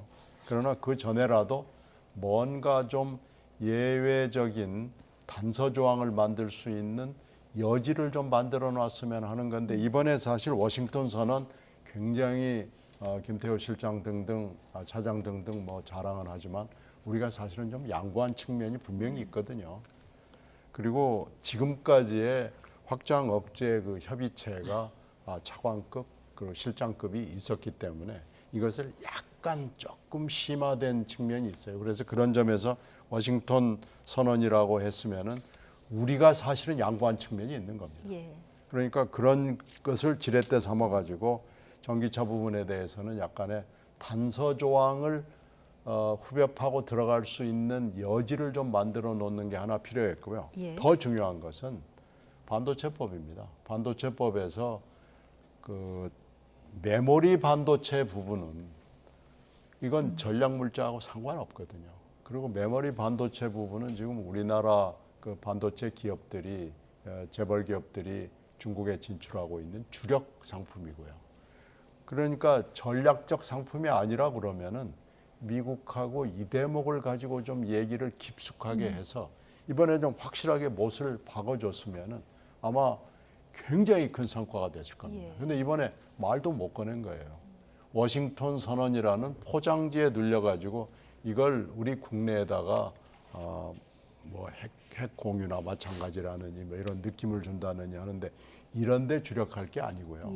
사실은 우리가 어떻게 보면 워싱턴 선언이 우리의 양보의 모습도 좀 담겨 있으니까 그걸 지렛대 삼아서 이런 경제적인 것들을 과실로 성과로 가지고 왔으면 참 좋았을 거예요. 그 부분이 좀 아쉽다. 네, 그게 좀 아쉬운 정도가 아니고 사실은 이번에 한미 정상회담에서 결정적인 실수 내지는 패착 내지는 공백이라고도 볼 수 있습니다. 예. 뭐 대통령실에서는 한국 기업의 부담을 줄이는데 양국 정상이 합의했다, 명확하게 합의했다 이런 반응이 나와서 앞으로 외교 활동 좀 지켜봐야 되겠습니다만은 정호ging 의원님, 윤석열 대통령이 지금 외교 스타일을 보면은 내가 먼저 한 발 나가서 믿음을 보여줘서 따라오게 하겠다 이런 방향성을 추구하고 있는 것 같습니다. 한일 관계도 지금 그런 방향인데 오늘 일본이 한국을 화이트리스트 대상국에 재지정한다 이런 그 기사가 떴습니다. 물론 이거 우리가 먼저 풀긴 했는데 이렇게 좀 하나씩 정상화가 된다면 이걸 좀 장기적 관점에서 평가를 해야 된다 이렇게 보시는 분들도 있더라고요. 네, 저도 장기적 관점에서 볼 필요는 있다고 생각하는데 일본과 관련해서 이거 우리가 이미 화이트 리스트로 재지정했기 때문에 일본이 이렇게 시간 차는 있지만은 할 거라는 예상은 그렇게 어렵지는 않았습니다. 그런데 재지정을 하면서도 또 다시 원점으로 돌아갈 수 있는 여지를 또 남기더라고요, 일본 측에서. 그리고 앞으로도 일본과의 관계에서는 여러 가지 결절점이 남아있는 게 사실입니다. 그렇기 때문에 일본과의 관계는 그렇고요. 이 미국과의 관계에 있어서 특히 경제 분야와 관련해서 저도 신경민 의원님하고 입장이 같은데요. 특히 메모리 반도체 같은 경우에 미국 회사가 중국에 팔지 않는 메모리 반도체에 대해서 한국의 기업들이 그것을 보완하지 말라라는 식의 요구를 했다 그래갖고 또 논란이 되기도 했었거든요. 그런 점 때문에 오히려 미국 기자들이 미국의 대통령 보고 당신 내년 대선을 생각해서 그러는 거 아니냐 뭐 이런 질문까지 하는 상황까지 왔다면은 실제로 지금 물밑에서 이 부분과 관련해서 많은 대화가 좀 필요하다라는 생각이 들고요. 그 다음에 한국과 미국 간에 지금 앵커님 질문하셨듯이 가치 동맹이라는 말을 많이 해요, 우리 대통령도. 그런데 실제로 국제 정치에서 가치 동맹이라는 거는 선언적으로는 그럴 수 있지만 이익 동맹입니다. 그런 차원에서 이 바이든이 마치 또 무슨 미국의 마음 좋은 켄터키 아저씨로 착각해선 큰일 난다라는 거. 내년에 대선에 좀 출마하겠다고 선언했을 뿐만 아니라 제가 가장 기억나는 게 얼마 전에 그 현대자동차의 정의선 회장을 만나가지고 등을 두들기면서 현대자동차가 14조를 투자 약속을 하지 않았습니까? 그러면서 바이든 대통령이 했던 말이 뭐냐면은 현대자동차를 실망시키지 않겠다 해놓고 지금 IRA에서 보조금 지급 대상으로 뺀 거 아니에요. 그래서 물론 이제 핵심 광물 공급망과 관련해서는 한국 기업에 대해서 유연한 입장을 취하겠다라고는 얘기했지만 이런 부분과 관련해서도 실질적으로는 이익 동맹이라는 치열함을 가지고 미국을 상대하고 일본도 마찬가지입니다. 그래서 저는 이번에 이 안보 이슈와 관련해 갖고 당장 내달에 히로시마에서 G7 회의가 있거든요. 그리고 이제 한미일 정상회담이 있는데 여기서 군사 안보 협력에서 어떤 얘기가 나올지 좀 궁금한 데다가 한국이라는 나라가 이 정도로 신뢰를 받았으면은 일본과 미국이 두 손을 맞잡고 한국을 G8으로 편입시키는 그런 노력을 할 수 있도록 또 적극적인 외교를 펼쳐야 한다. 앞으로 우리도 외교 과제가 많고요. 일본과 미국에 대해서도 선언적으로는 같이 동맹이지만은 이익과 관련해서는 국민들이 이제 너무나 많은 걸 알고 있지 않습니까? 그렇죠. 이익 동맹으로서의 좀 치열함도 필요하다는 지적을 해주셨어요. 자, 첫날 투자 유치가 넷플릭스 투자 유치인데요.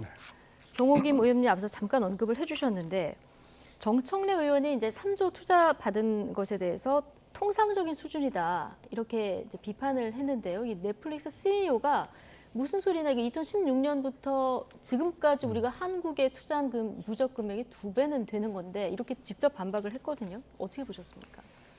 넷플릭스는 이 액수의 문제가 아닌 것 같아요. 넷플릭스를 지금 뭐 정청래 최고가 지적을 한 것은 본질적인 거에서 좀 벗어나 있는데요. 넷플릭스는 과연 우리가 지금 투자라는 개념으로 얘기하는 투자인 것이냐, 이건 어떻게 보면은 비용인 것이죠. 그리고 가져가는 과실이 너무 많아요. 그러니까 오징어 게임이라는 드라마에서 분명하게 보여준 건데 오징어 게임으로 그렇게 막대한 돈을 벌었음에도 불구하고 한국의 제작사에게 주는 것은 아주 정말로 푼돈을 주고 간 거 아니겠어요? 그러니까 과실이 너무 많은 거예요. 과실 배보다 배꼽이 큰 그런 거기 때문에 오히려 넷플릭스의 투자는 과연 진정한 의미에서의 투자인가 하는 질문이 하나 있고요. 그러면은 그 저작권법, 카피라이트에 관련해 가지고 우리에게 분명히 과실이 좀 돌아오고 국제 기준에 따라서 나눠 가질 수 있는 기준으로 계약을 해야지 이처럼 그냥 투자만 많이 받는다고. 엄청나게 돈을 벌어가면서도 조금 푼돈을 남겨주는 정도의 투자를 하는 것이 과연 투자냐 하는 문제가 있거든요. 지금 이 액수를 가지고 뭐가 많네, 뭐 2016년 투자 금액의 2배네 아니네 하는 것은 본질에서 좀 벗어나 있습니다. K 콘텐츠가 가져다주는 이익이 워낙 막대하기 때문에 이런 점을 좀 들여다봐야 된다는 지적이신데요. 이번 그 순방 기간 동안 김건희 여사도 광폭 행보를 보였습니다. 뭐 오토 원비어 어머니도 만났고요. 단독 일정으로 탈북민도 만나고 뭐 여러 가지 일정들을 했는데 자, 이런 가운데 민주당이 대통령 배우자의 역할을 규정하는 대통령 배우자법을 발의하겠다 이렇게 얘기했는데 이건 어떻게 해야 한다는 겁니까? 뭐 그 대통령 배우자의 그 역할과 관련해서 이거를 법으로 그 몇 가지 법을 만들어 가지고선 정비를 하겠다라는 건데 법의 내용보다도 김건희 여사에 대한 일각의 어떤 그런 인식, 특히 이제 긍정적인 인식도 있겠지만 부정적인 인식도 있지 않겠습니까? 그거를 정치적으로 좀 최대한 좀 부각시켜 보겠다라는 의도가 있는 게 아닌가 저는 개인적으로 그런 생각이 듭니다. 그래서 뭐 지금 대통령 배우자에 대한 관심이 높은데 이게 전부 긍정적인 관심은 아니고요. 또 배우자의 어떤 그런 행보에 대해서도 항상 그 논란이 되는 몇 가지 그런 일들이 있다 보니까 지금 민주당은 이거를 당의 하나의 전략으로 생각하는 것 같습니다. 그래서 김건희 여사 관련한 특검법을 통과시키기도 하고 그다음에 이런 배우자법이라는 이름으로 해가지고 지금 대통령실 내에 그 역할을 좀 정비하겠다라는 것인데 그걸 김건희 여사법으로 하겠다.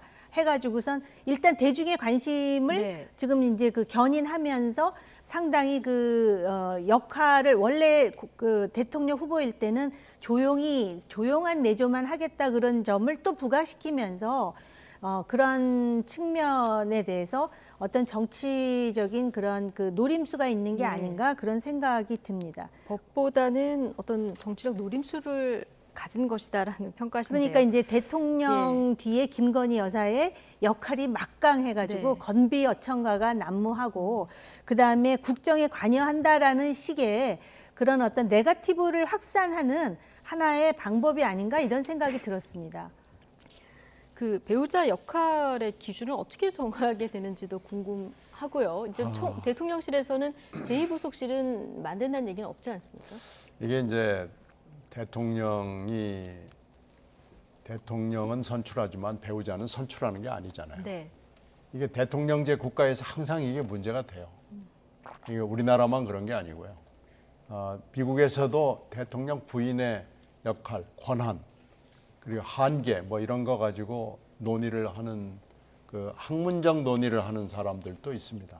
근데 지금 우리나라는 그 문제가 아니고 원래 지금 대선 공약으로 제2부속실을 없애겠다고 약속을 했고 그 당시에 여러 가지 문제들이 있어가지고 배우자 후보죠. 후보 배우자가 그 당시에 또 약속을 했고 그런데 그건 이제 다 깨져버렸거든요. 그리고 요즘에 이제 들리는 얘기는 누군가가 어딘가에 지금 김건희 여사를 보좌하는 일단의 그룹이 있다. 풍문으로. 네, 풍문으로 그런 얘기들이 자꾸 돌아다니면서 그 사람들이 실제로 배우자 플러스 알파의 역할을 하고 있다. 뭐 이런 얘기들이 자꾸 돌아다니니까요. 그게 좋지 않아요. 결국 이게 대통령한테 누가 되고 배우자 본인에게도 도움이 될 수가 없는 겁니다.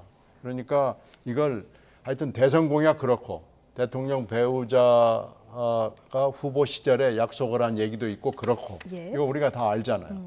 그럼에도 불구하고 지금 이렇게 방침을 바꿨고 사실상 미국에 가서도 이런저런 일정을 소화하고 국내에서도 그렇고 여러 가지 발언이 나온다 그러면 그 대선 공약 약속을 했음에도 불구하고 뭔가 조치를 취해야 될 때가 됐습니다. 이걸 법으로 만들어서 법으로 해야 되느냐 하는 거에 대해서 저는 좀 약간 회의적입니다. 이건 법이 아니고 상식과 양식에 따라서 하는 것이 맞고요. 지금 그럴 때가 지났습니다. 지났음에도 불구하고 대통령이 나는 약속을 지키는 사람이다라는 데 집착을 해가지고 계속 이렇게 가면은요. 이게 잘못하면은 사고로 이어질 수 있습니다. 그때 가서 후회하지 말고 알겠습니다. 빨리 뭘 좀 바꾸는 게 좋을 것 같아요. 네. 자, 시간이 많이 지나서요.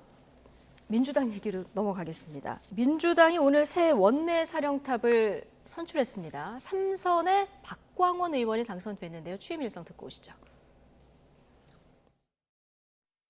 모든 의원님들과 함께 이기는 통합의 길을 가겠습니다. 담대한 변화와 견고한 통합을 반드시 이뤄내도록 하겠습니다. 언론과의 인터뷰에서 대표가 총선 승리를 위해서 좀 지혜로운 결단을 내릴 것이다라고 말씀하셨는데 저는 그렇게 얘기한 적은 없고요. 이재명 대표께서 의원총회에서 의원들 앞에서 총선 승리가 가장 절박한 과제다. 총선 승리를 위해서라는 어떤 일이라도 할 수 있다. 이렇게 언급을 했죠. 그건 다 공개가 됐을 텐데요. 그 안에서는 굉장히 많은 뜻이 들어있다고 보고 그것을 해석을 하려고 하면은 오히려 오해가 생길 수 있습니다. 자, 취임 일성을 듣고 오셨는데요. 예측이 가장 어려운 게 원내대표 선거다. 지난번에 신경민 전 의원께서 이런 얘기 해주셨는데 박광원 의원이 결선 투표 없이 이렇게 1차 투표에서 과반을 얻어서 당선될 거다. 어느 정도까지 예측하셨습니까? 좀 예측을 뛰어넘었습니다. 뛰어넘었습니까? 뛰어넘었습니다. 지금 170명이니까요. 민영배 의원이 복당을 하면서 170명 의원이니까 예. 이게 지금 과반이 돼야 되는데 첫 투표에서 과반을 껑충 뛰어넘은 경우는 최근에 좀 드문 경우에 해당해요. 이렇게 되기가 쉽지 않습니다.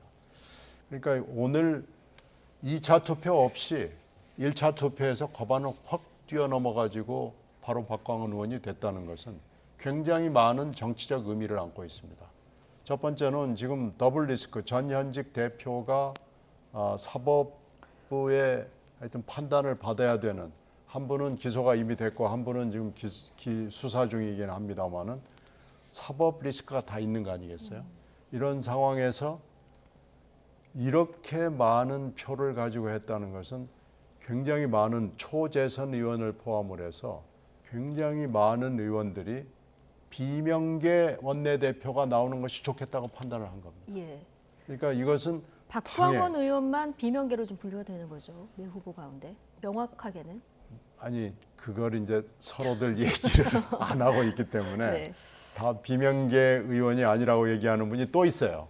그러나 이제 뭐 의원들이 그렇게 안 본다는 것을 이번에 이제 실증을 하는 건데, 이렇게 박광원 의원은 일단 재수입니다. 지난번에 박홍근 의원이 원내대표로 당선됐을 때 나왔다가 떨어졌거든요. 그러니까 재수를 하는 거고, 그럼에도 불구하고 압도적인 표차라는 것은 본인의 표 플러스 알파가 들어왔는데, 이 알파가 초재선 플러스 수도권 플러스 그리고 당의 관망 중도파들 의원들이 굉장히 많이 몰려왔다는 얘기거든요. 그러니까 당을 좀 제발 쇄신해달라. 그리고 이 리스크, 더블 리스크에서 당을 좀 제대로 방향을 잡아달라라는 간절한 희망이 있는 거죠. 민주당 의원들이 어떻게 보면 지금의 정서를 좀 볼 수 있는 대목이라는 얘기이신데요. 개파는 좀 애매하다 하시니까 어쨌든 박광원 의원이 지난 대선 경선 때 이낙연 캠프의 총괄 본부장을 맡았기 때문에 이제 친 이낙연계다 이렇게 좀 얘기를 편의상 하게 되는데 어떻게 보셨습니까? 이제 외부인의 시각에서 말씀을 드리자면은요. 외부에서는 박광원 의원을 비명계로 봐요. 그러니까는 우리 이렇게 정치에 대해서 관심이 있는 사람이나 디테일하게 보지, 일반 유권자의 입장에서 보면 굉장히 간명합니다. 아, 저 사람 비명계.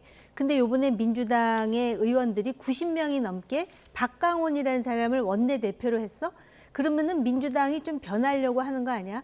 가뜩이나 돈봉투, 이재명 사법 리스크로 민주당에 대해서 굉장히 식상해 있는 유권자들의 입장에서는 이거는 플러스가 돼. 그러니까 실제로 박광원 의원이 비명계가 아닐 수도 있어요. 예. 그냥 이렇게 온유하게 좋은 게 좋은 거다 이렇게 할 수 있지만 밖에서는 그런 이미지로 본다는 거죠. 거기다가 또 비교할 때 국민의힘에 보니까 당대표도 윤핵관이 강력히 밀었는데 원내대표도 뭐 만만치 않은 윤핵관이라 그래. 그렇게 보면은 이걸 비교하거든요. 유권자 입장에서는. 그런 차원에서 박광원 의원은 원내대표로서 굉장히 중요한 기회를 맞은 거예요. 그러니까 이 기회를 본인이 90여 명의 지지하는 의원들과 함께 어떻게 활용하느냐에 따라서 민주당의 총선의 결과가 갈라질 수 있다고 보는데요.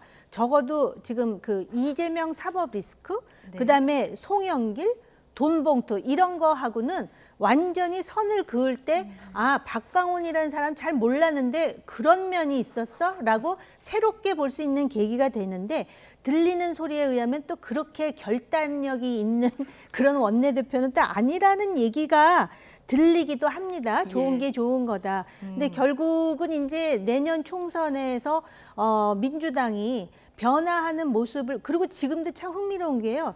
돈봉투 때문에 이렇게 스타일을 구겼는데 여론조사 해보면 좀 올라온 것으로 돼 있어요. 민주당이요? 무슨 이유에서인지.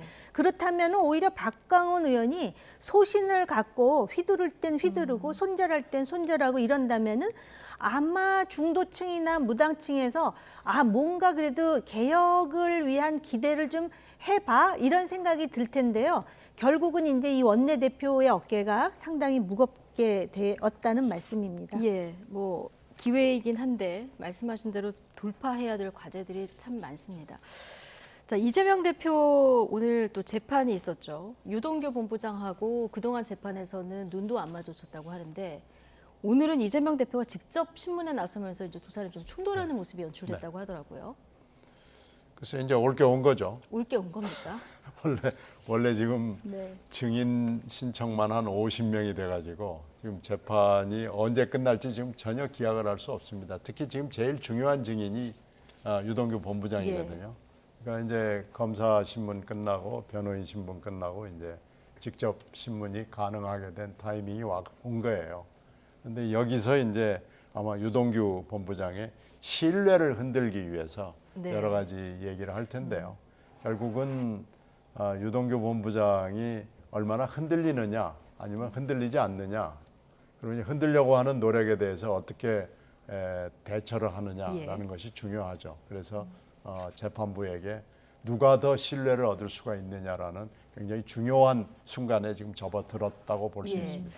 자, 유동규 본부장이 그림 그리면서 제일 공헌한 사업 나랑 얘기한 거 기억 안 나냐? 이 얘기를 하니까 이때부터 이제 이재명 대표가 신문을 시작했다는 건데요. 자, 지금 올 게 왔다 이렇게 얘기를 하셨거든요. 어떻게 보셨습니까? 두 가지 측면이 있는 것 같아요. 이게 이제 이 사법 리스크의 재판이 이렇게 이제 늘어지잖아요.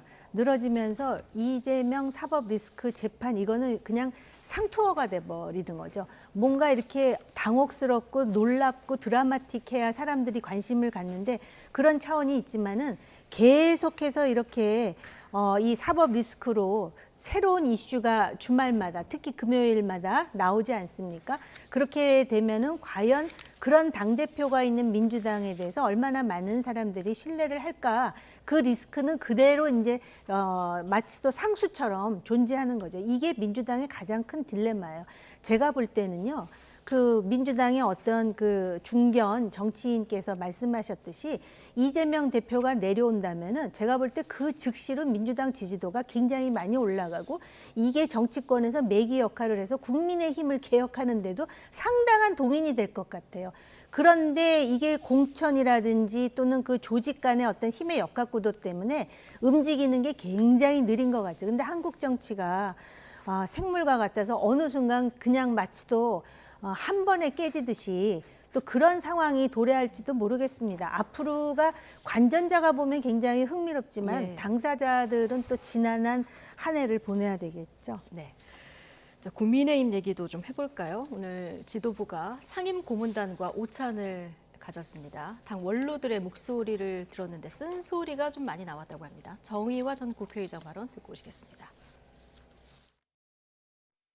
각자의 발언이 당과 나라에 그리고 내년 총선에 도움이 될는지에 대한 충분한 심사숙고 후에 아주 그 소위 말하는 이제 선당 후사의 정신으로 심사숙고해서 발언해 주시기를 바란다는 말씀을, 지금 여론이 우리 윤 대통령과 우리 당에 그렇게 썩 호의적이지 않습니다. 아울러서 시중의 여론을 대통령에게 진언할 것은 꼭 진언하는 그런 대표가 되기를 바랍니다. 지금 여론이 대통령과 여당에 호의적이지 않다. 이 시중 여론을 제대로 전달하는 대표가 돼달라, 오늘 이런 주문이 나왔는데 원로의 주문 어떻게 들으셨습니까? 김기현 대표가 할 것 같지가 않습니다. 할 것 같지가 않습니까? 이 두 가지 주문은 원로로서 할 수 있는 당연한 주문인 것 같은데 김기현 대표의 출신 배경이나 여러 가지 지금 당 상황이나 그리고 지금 짧은 시간이지만 3월 8일 날 이후에 지금 한 달 반 정도 된 거 아니겠어요? 이 짧은 시일 동안에 이 김 대표의 어떻게 보면 본질이나 실력을 다 보여준 것 같아요. 그래서 이분의 말씀은, 상임 고문의 말씀은 100번 지당하나 실행으로 옮겨질 가능성은 저는 전혀 없다고 봅니다. 지당한 말씀이나 김기현 대표가 할 것 같지는 않다 이렇게 전망을 해주셨는데, 자, 다음 달 1일 윤리위가 이제 구성된 첫 회의가 열리게 되는데 이때 그 김재원 최고위원이라든가 태용호 최고위원에 대한 징계가 논의될까, 이 부분도 굉장히 관심이에요. 오늘 설화에 대한 그 지적도 원로들이 좀 했거든요.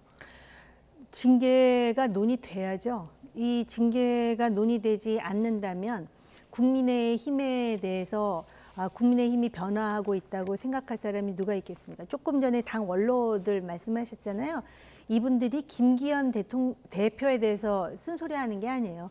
윤석열 대통령에 대해서 쓴소리를 지금 돌려차기를 하는 겁니다. 네. 그리고 김기현 대표 같은 경우도 여기서 본인이 당의 총선 승리를 위해서 내가 죽겠다고 생각해야 본인이 살지, 저런 식으로 하다 보면은 본인도 살지 못하고 당도 살지 못해요. 그런 차원에서 김재원 최고위원에 대한 네. 징계를 좀 더 강력한 징계를 함으로써 국민의힘이 이렇게 변화하기 위해서 각고의 노력을 하고 있다라는 것을 보여줄 필요가 있어요. 그 주제 자체가 굉장히 예민하잖아요. 5.18, 그다음에 4.3, 김구 선생, 결국 설화잖아요. 그리고 설화에 대해서 어떤 징계를 내렸는지 전례도 있지 않습니까? 이준석 전 대표의 양두구육. 그런 전례가 있는 만큼, 그러니까 말하는 것에 대해서 징계를 때린다는 자체가 과연 옳은 것인가에 대한 갑론을박은 네. 차치하고라도 당이 새롭게 쇄신한다는 차원에서, 이게 또 정광훈 목사하고도 연결됐어요. 김재원 최고와 관련해서는. 예. 그런 차원에서 징계위가 독자적으로 얼마나 결정을 하는지 네. 지켜봐야 될 것 같습니다. 네, 이준석 전 대표에 대해서는 당원권 정지 1년이 내려졌기 때문에 1차적으로는 논의가 될지가 관심이고요. 제가 한마디만 말씀드리면 예. 그러다가 정광훈 목사가 추가 폭로하면 어떻게 되는 거죠? 지금 그것이 아마 굉장히 관심거리일 거예요. 그러니까 당사자들 그렇군요. 예. 중에 그걸 두려워하는 사람이 있는지 모르겠는데 당이 살아야 되지 않겠습니까? 두고 봐야죠. 네, 알겠습니다. 자, 두 분 말씀 오늘 여기까지 듣겠습니다. 나이트 포커스 정호김, 신경민, 오늘은 전직 의원 두 분과 함께했습니다. 고맙습니다. 네, 고맙습니다.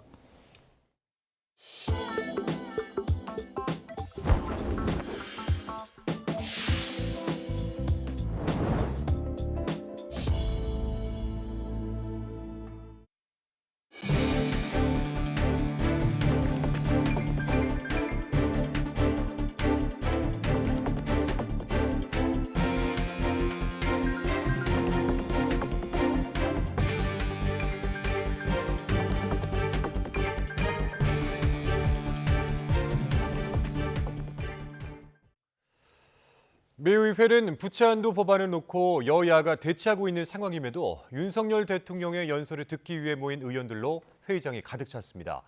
미국 의원들은 윤 대통령의 연설을 환영하며 한미 동맹의 굳건함을 이어가자고 입을 모았습니다. 워싱턴에서 권중기 특파원이 전해드리겠습니다. Congress, I have the high privilege and distinct honor to present to you His Excellency Young Suk-yeol, President of the Republic of Korea. 나란히 선 상하원 의장이 윤석열 대통령을 소개하자 회의장 가득 박수가 터져 나옵니다.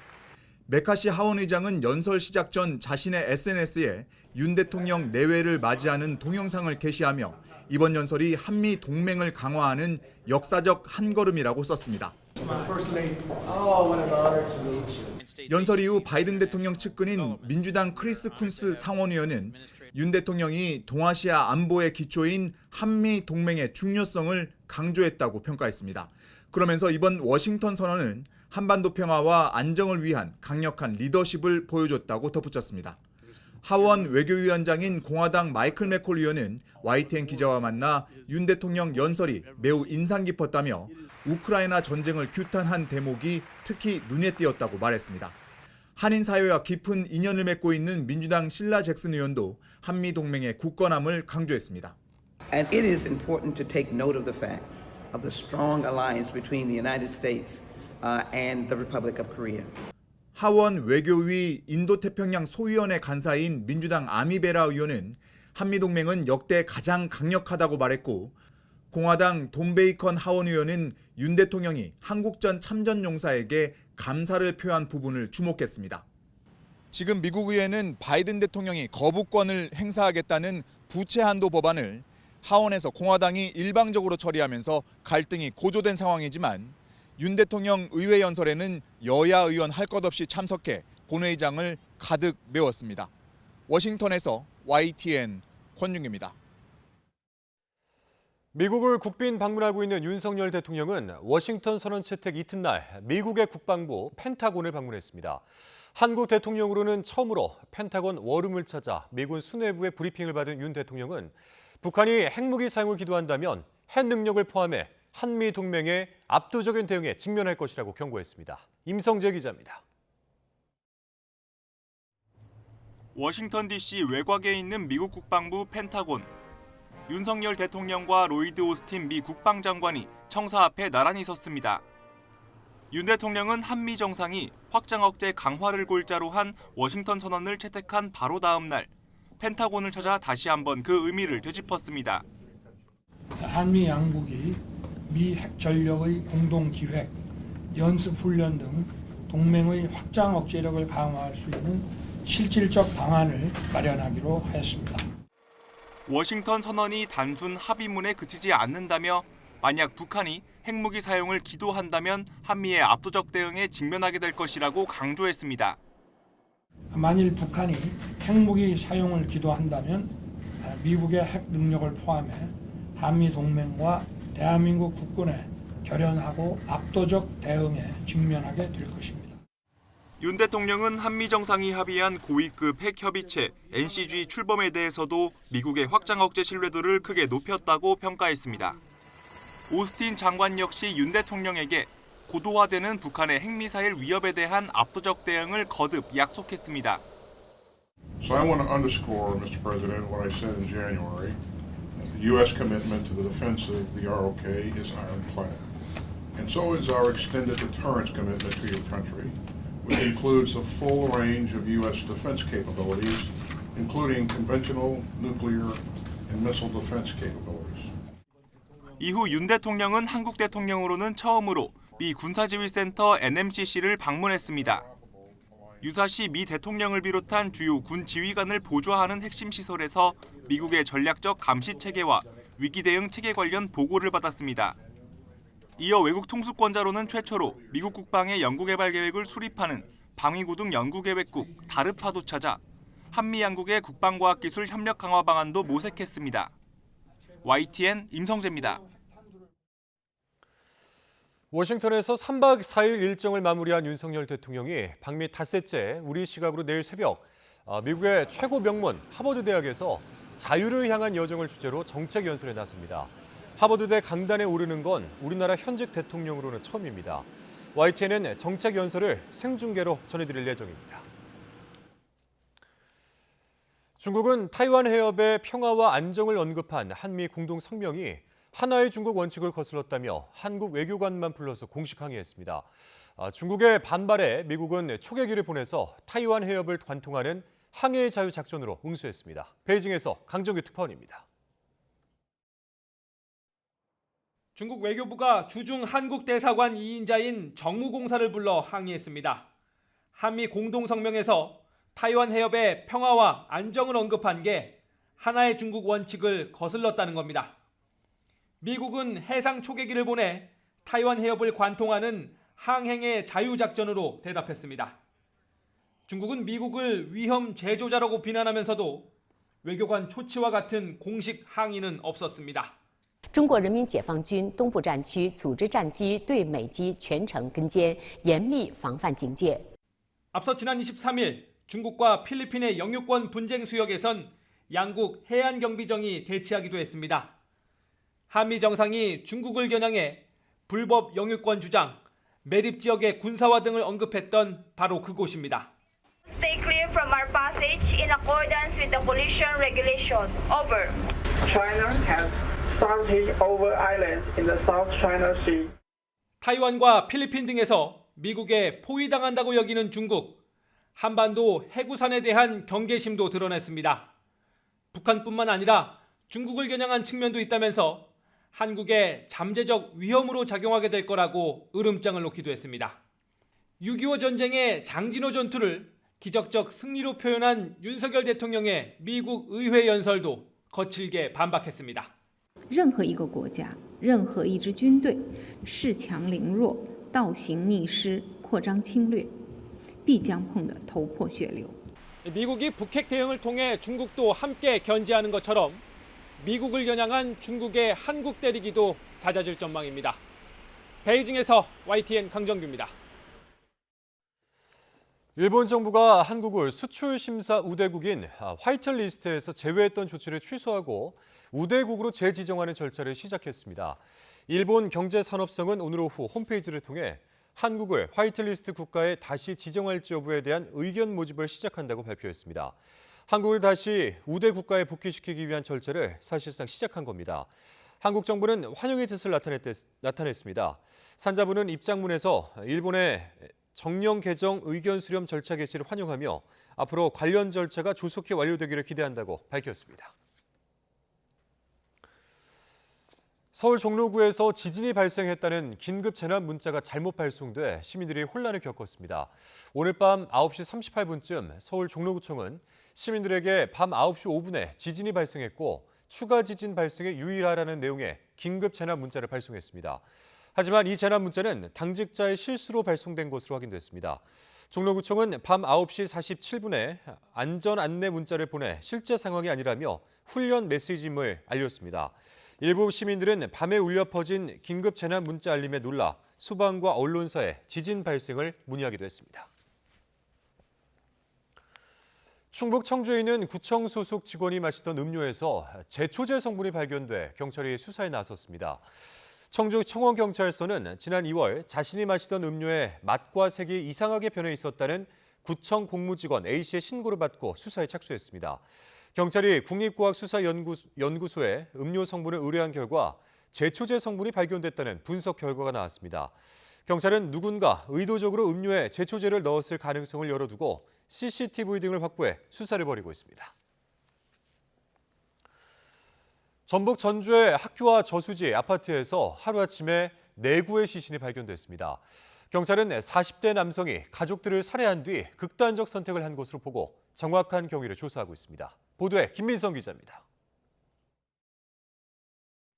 새벽 2시 50분쯤 전북 전주시 한 초등학교. 40대 이모 씨가 승용차로 걸어가더니 차를 몰아 다른 남성을 향해 돌진합니다. 차에 치인 남성의 정체는 이 씨의 친형. 친형의 시신은 사건 3시간 뒤인 새벽 6시쯤 인근 주민에 의해 발견됐습니다.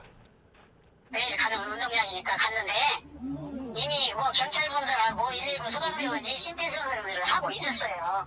옆에 피는 많이 흘려있고 보니까 목에 찔리는 흔적이 보이더라고요. 가해자 이 씨는 이 범행 직후 차로 약 10km 떨어진 곳에 차를 댔고 주변 저수지에서 극단 선택을 했습니다. 그런데 이게 끝이 아니었습니다. 학교에서 발견된 피해자의 집에서 시신 2구가 추가로 발견된 겁니다.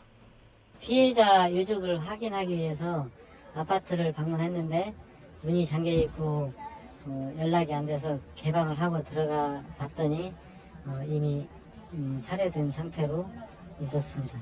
나중에 발견된 사망자는 이 씨의 친부와 계모였습니다. 조사 결과 이 씨는 형을 살해하기 전날 오후 미리 친부 내외를 살해해둔 것으로 드러났습니다. 총 4사람의 죽음으로 사건은 일단락됐지만 유서와 같은 범행 동기를 유추할 만한 직접적인 단서는 없는 것으로 전해졌습니다. 경찰은 범행의 동기와 정확한 경위를 파악하기 위해 사망자들의 시신을 부검할 예정입니다. YTN 김민성입니다.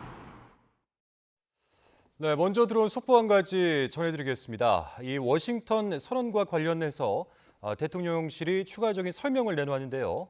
자, 미국이 개별 국가 확장 억제 이 대회를 천명한 거는 처음이다. 그리고 미국의 당국자는 나토식 핵 공유가 아니라고 한 것이다.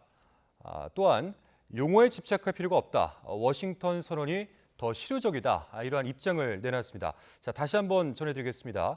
워싱턴 선언과 관련해서 이 핵 공유와 관련된 부분이 어떻게 해석이 될 수 있는 것이냐에 대해서 우리나라 미국의 입장이 조금씩 달랐는데 이에 대해서 대통령실이 방금 입장을 내놨습니다. 미국 당국자는 나토식 핵 공유가 아니라고 한 것이다. 그리고 용어에 집착할 필요가 없고 워싱턴 선언이 더 실효적으로 해석할 수 있다. 이런 입장을 대통령실발 속보로 방금 전해졌습니다. 관련된 더 자세한 소식은 이어지는 보도에서 전해드리도록 하겠습니다. 다음 뉴스입니다. 오늘 정오쯤 인천 계안구에 있는 버섯 농장에서 불이 나 비닐하우스 17개 동이 모두 불에 탔습니다. 또 비닐하우스 한 곳에 살고 있던 70대 노부부가 숨진 채 발견됐는데 미처 불을 피하지 못해 변을 당한 것으로 보입니다. 강민경 기자입니다. 비닐하우스가 뼈대만 앙상하게 남았습니다. 안에는 사람이 살았던 흔적이 그대로입니다. 버섯 농장의 비닐하우스에서 갑자기 불길이 치솟아 오른 건 정오쯤. 바람까지 세게 불며 불이 순식간에 번졌고 시커먼 연기도 하늘을 뒤덮었습니다. 그 순간에는 바람이 좀 많이 불었어요. 그래서 순식간에 한 30-40분도 안 돼서 다 탄 것 같아요, 이게. 불은 비닐하우스 17개 동을 모두 태웠고 이 가운데 한 곳에서 70대 노부부가 숨진 채 발견됐습니다. 남편이 평소 휠체어를 타야 할 정도로 거동이 불편했는데 불길이 비닐하우스를 삽시간에 집어삼키면서 부부 모두 빠져나오지 못하고 변을 당한 것으로 추정됩니다. 노부부는 10년 넘게 비닐하우스에 살며 농장을 관리해온 것으로 알려졌습니다. 모든 관리를 불편하게 다 있고. 경찰과 소방은 비닐하우스의 보온 장비에서 전기합선이 발생했을 가능성을 포함해 정확한 화재 원인을 조사하고 있습니다. 경찰은 또 노부부의 정확한 사인을 파악하기 위해 국립과학수사연구원에 부검을 의뢰할 예정입니다. YTN 강민경입니다. 이원석 검찰총장이 전세 사기와 관련해서 법정에서 최고형이 선고될 수 있도록 수사하겠다고 재차 강조했습니다. 이 총장은 재수사 계획에 대해서는 경찰이 수사에 착수한 것으로 알고 있다며 말을 아꼈습니다. 전기요금 인상의 주도권이 정치권으로 넘어가면서 2분기 요금 인상이 보류된 지 이제 한 달이 다 됐습니다. 매일 적자와 이자는 쌓여가는데 한전에서는 상품권 회수 소동이 벌어지고 여당은 한전 사장의 퇴진을 주장했습니다. 어떤 내용인지 박홍구 기자가 보도하겠습니다. 한전은 근로자의 날을 앞두고 직원들에게 온누리 상품권 10만 원씩을 지급했습니다. 하지만 곧바로 이를 회수하겠다고 공지했습니다. 요금 인상을 앞두고 자구책을 요구하는 목소리가 커지자 한전 측이 상품권 지급을 취소한 것입니다. 직장인 커뮤니티에는 줬다가 빼앗는 회사 방침에 한전 직원이 반발하는 내용의 글이 올라왔습니다. 이러자 뼈를 깎는 구조조정을 요구했던 여당에서는 한전 사장 퇴진 주장이 나왔습니다. 한가한 코끼리 비스켓 놀이나 하고 있습니다. 한전 사장은 이런 위기를 극복할 능력도 의지도 없는 것 같습니다. 방만 경영과 도덕적 해이에 대한 모든 책임을 지고 즉각 그 자리에서 물러나기 바랍니다. 하지만 실질적 금액을 따져보면 한전 직원들에게 지급하려고 했던 상품권 총액은 약 23억 원으로 지난해 대규모 적자에 따른 하루치 이자 38억 원에도 미치지 못합니다. 올해도 100원의 전기를 사서 70원에 파는 악순환이 계속되고 있어 한전은 1분기에만 5조 원대 적자가 쌓인 것으로 추산됩니다. 한전을 혼내고 바로 잡아야 할 것은 혼내고 바로 잡더라도 전기요금을 정상적으로 인상해서 이 전력 공급 안정성이 훼손되지 않도록 하는 조치는 반드시 수행이 되고 진행이 되어야 합니다. 2분기에는 전기요금 조정에 여당이 개입하면서 인상이 보류돼 한 달째 1분기 요금이 적용되고 있습니다. 그동안 당정 협의만 4차례, 현재 한전의 자구책 준비가 막바지 단계지만 당정은 아직 인상폭과 시기를 결정하지 못한 것으로 알려졌습니다. 요금 인상이 늦어질수록 한전의 부실은 커지고 결국은 국민 부담으로 돌아올 수밖에 없는 상황. 전문가들은 전력산업의 생태계가 무너지기 전에 한전이 버틸 수 있는 여건을 만들어줘야 한다며 시급한 결단을 요구했습니다. YTN 박홍구입니다. 네, 이번 주말 아이들과 추억의 애니메이션을 함께 보는 건 어떨까 싶습니다. 1980년대 게임을 영화로 만들어서 전 세계 박스 오피스를 휩쓸고 있는 슈퍼마리오 브라더스가 개봉했고 그리고 40번째 생일을 맞은 아기 공룡 툴리도 관객들을 찾아옵니다. 홍상희 기자입니다.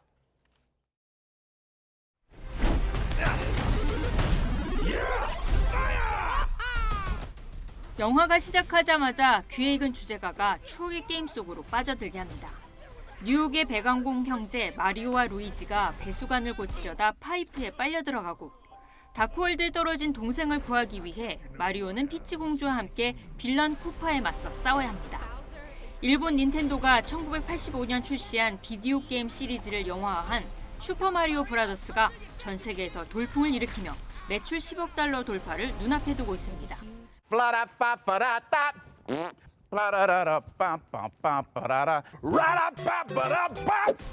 버섯을 먹으면 레벨업을 할 수 있고 물음표 박스의 아이템과 효과음, 동키콩, 키노피오의 게임 캐릭터들도 등장해 추억을 소환해냅니다.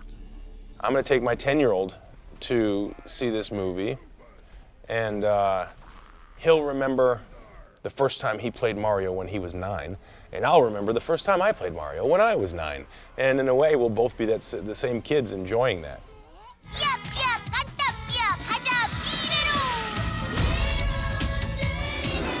우리나라를 대표하는 만화 캐릭터 아기 공룡 둘리도 벌써 40살이 됐습니다.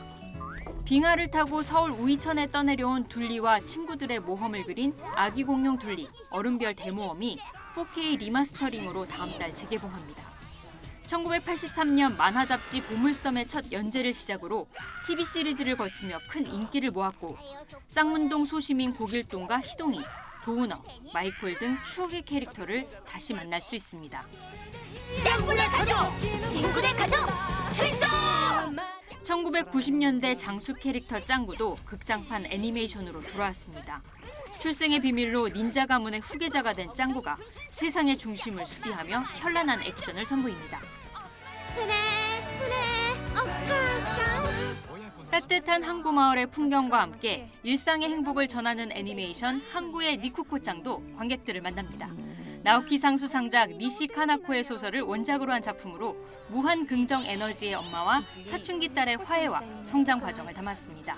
YTN 홍상입니다.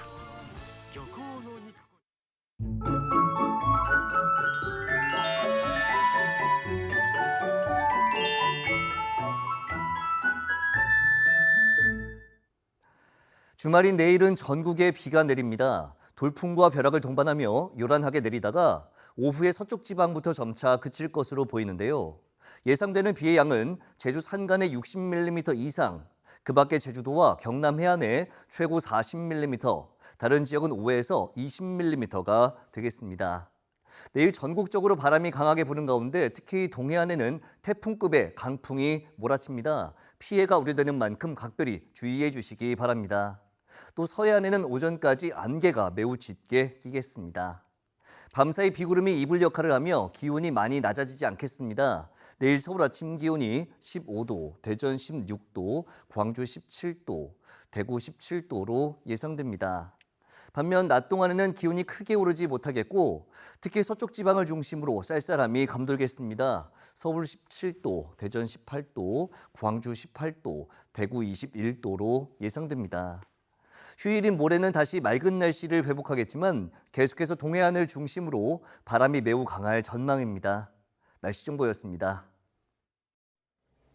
금요일 뉴스라이트 마치겠습니다. 함께해 주신 여러분 고맙습니다.